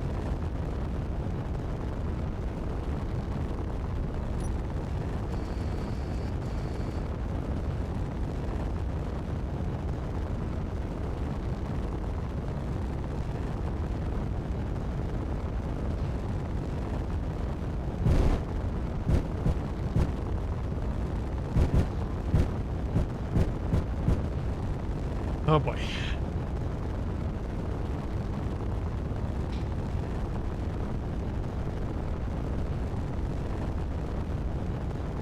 Indeed, Wasted. It is better than that. You don't want to be known as private spare parts.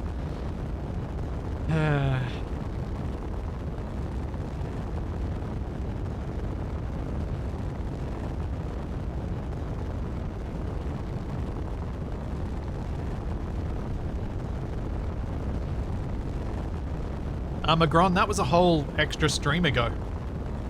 It's been a whole stream in space since the asteroid prediction by Capac?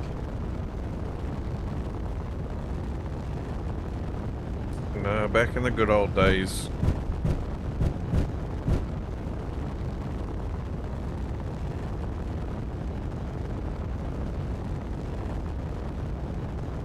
At least this time I should be able to hang around and see what damage I do to this base. If I line myself up right, I might be able to core it.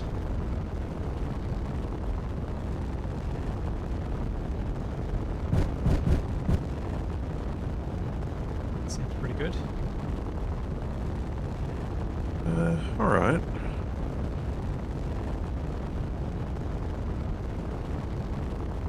Do you think you found something useful? Yeah, I found a... Oh no! Nintendo Switch ad on the split stream. Yeah, I found a couple of tips that sound reasonable, and I have implemented them, and we'll see how it goes. Cool. Oh, that thing looks vicious. Yep, and I'm almost in railgun range. Looks like an angry shrimp. Alright, here we go.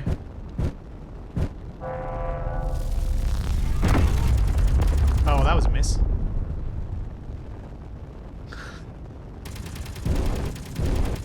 Destroyed Capac's favourite solar panel. Wow, okay. There's a big delay between the stream and the TeamSpeak. Yes. That's the reason why when we do stuff that requires any sort of coordination, I stream stuff to you through Discord. There goes the solar panel. Wow, that is a big delay. Yep. It seems to be quite varied, like the delay is not consistent at all on YouTube or Twitch.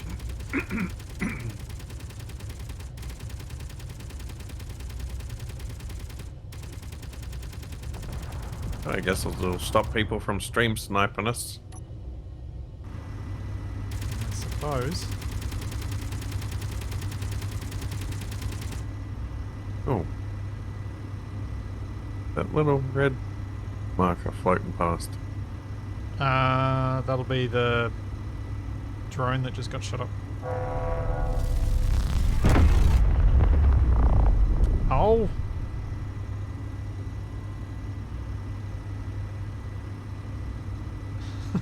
I went too far.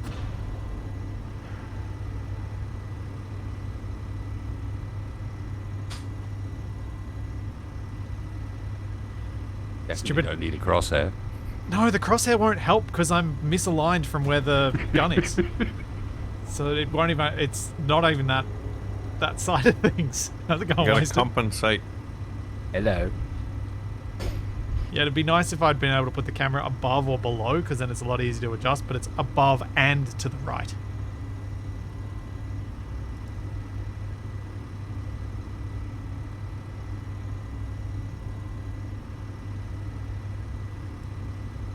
Come on.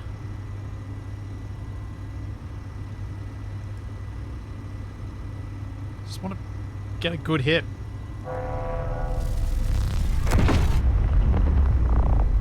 What did I even hit then? Did I just hit like an armor block or something? Damn it. This is infuriating.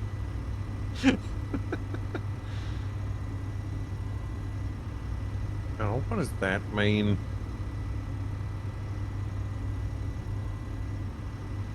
A lock shouldn't be needed here because I've. But I suppose I could move in closer so that it's a bit easier adjustment. And there we go. There's all the drifting bits of the drone going past.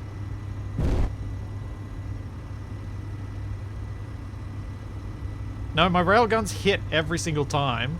It's just, and I'm at 1.5 Ks, not 1.99. I just can't hit because I'm my weird camera position.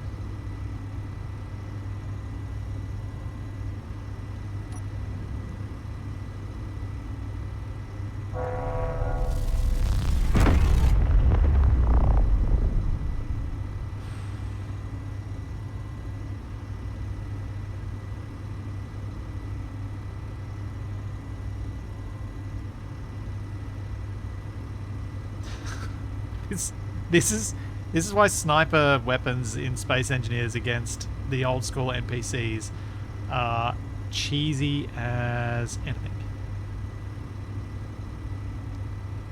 Did you ever, back when they first released that sniper test mod, Wasted, ever mess around with it? When Keen were trying to teach people how to do weapon mods? No. It was like this sniper rifle that had a range of, I think, 2Ks, but it meant that you could just easily pick off any of the weapons on the cargo ships without any threat to yourself. Just get yourself to a decent match speed and... there we go. Now we're starting to put some holes in it.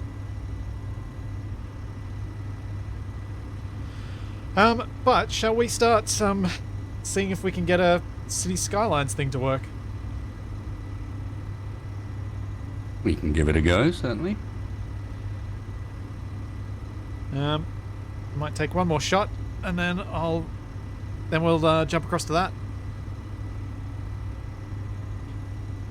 I'm eventually going to kill all their solar panels, and then they won't have power. Well, I think there are batteries. That's what I'm trying Just to go away and come back again.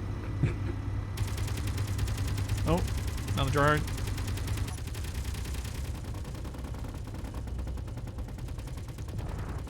Just need to make sure it doesn't slam into me. Seems to be moving quite slowly, so that's fine.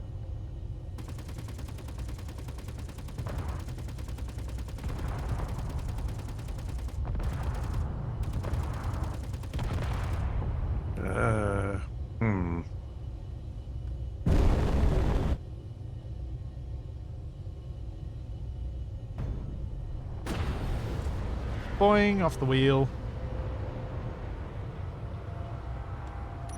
What's I don't know what my NVIDIA login is. Oh yeah, that's where I wanted to hit. Cool. So, next week I'll probably come back to more of this and trying to finish off this thing. For those of you that want to hang around, Wasted, Capac and I are going to try and do some multiplayer shenanigans in City Skylines, but we've got some backup games if that doesn't work. So I will be back shortly, and I'll see you all then. That one.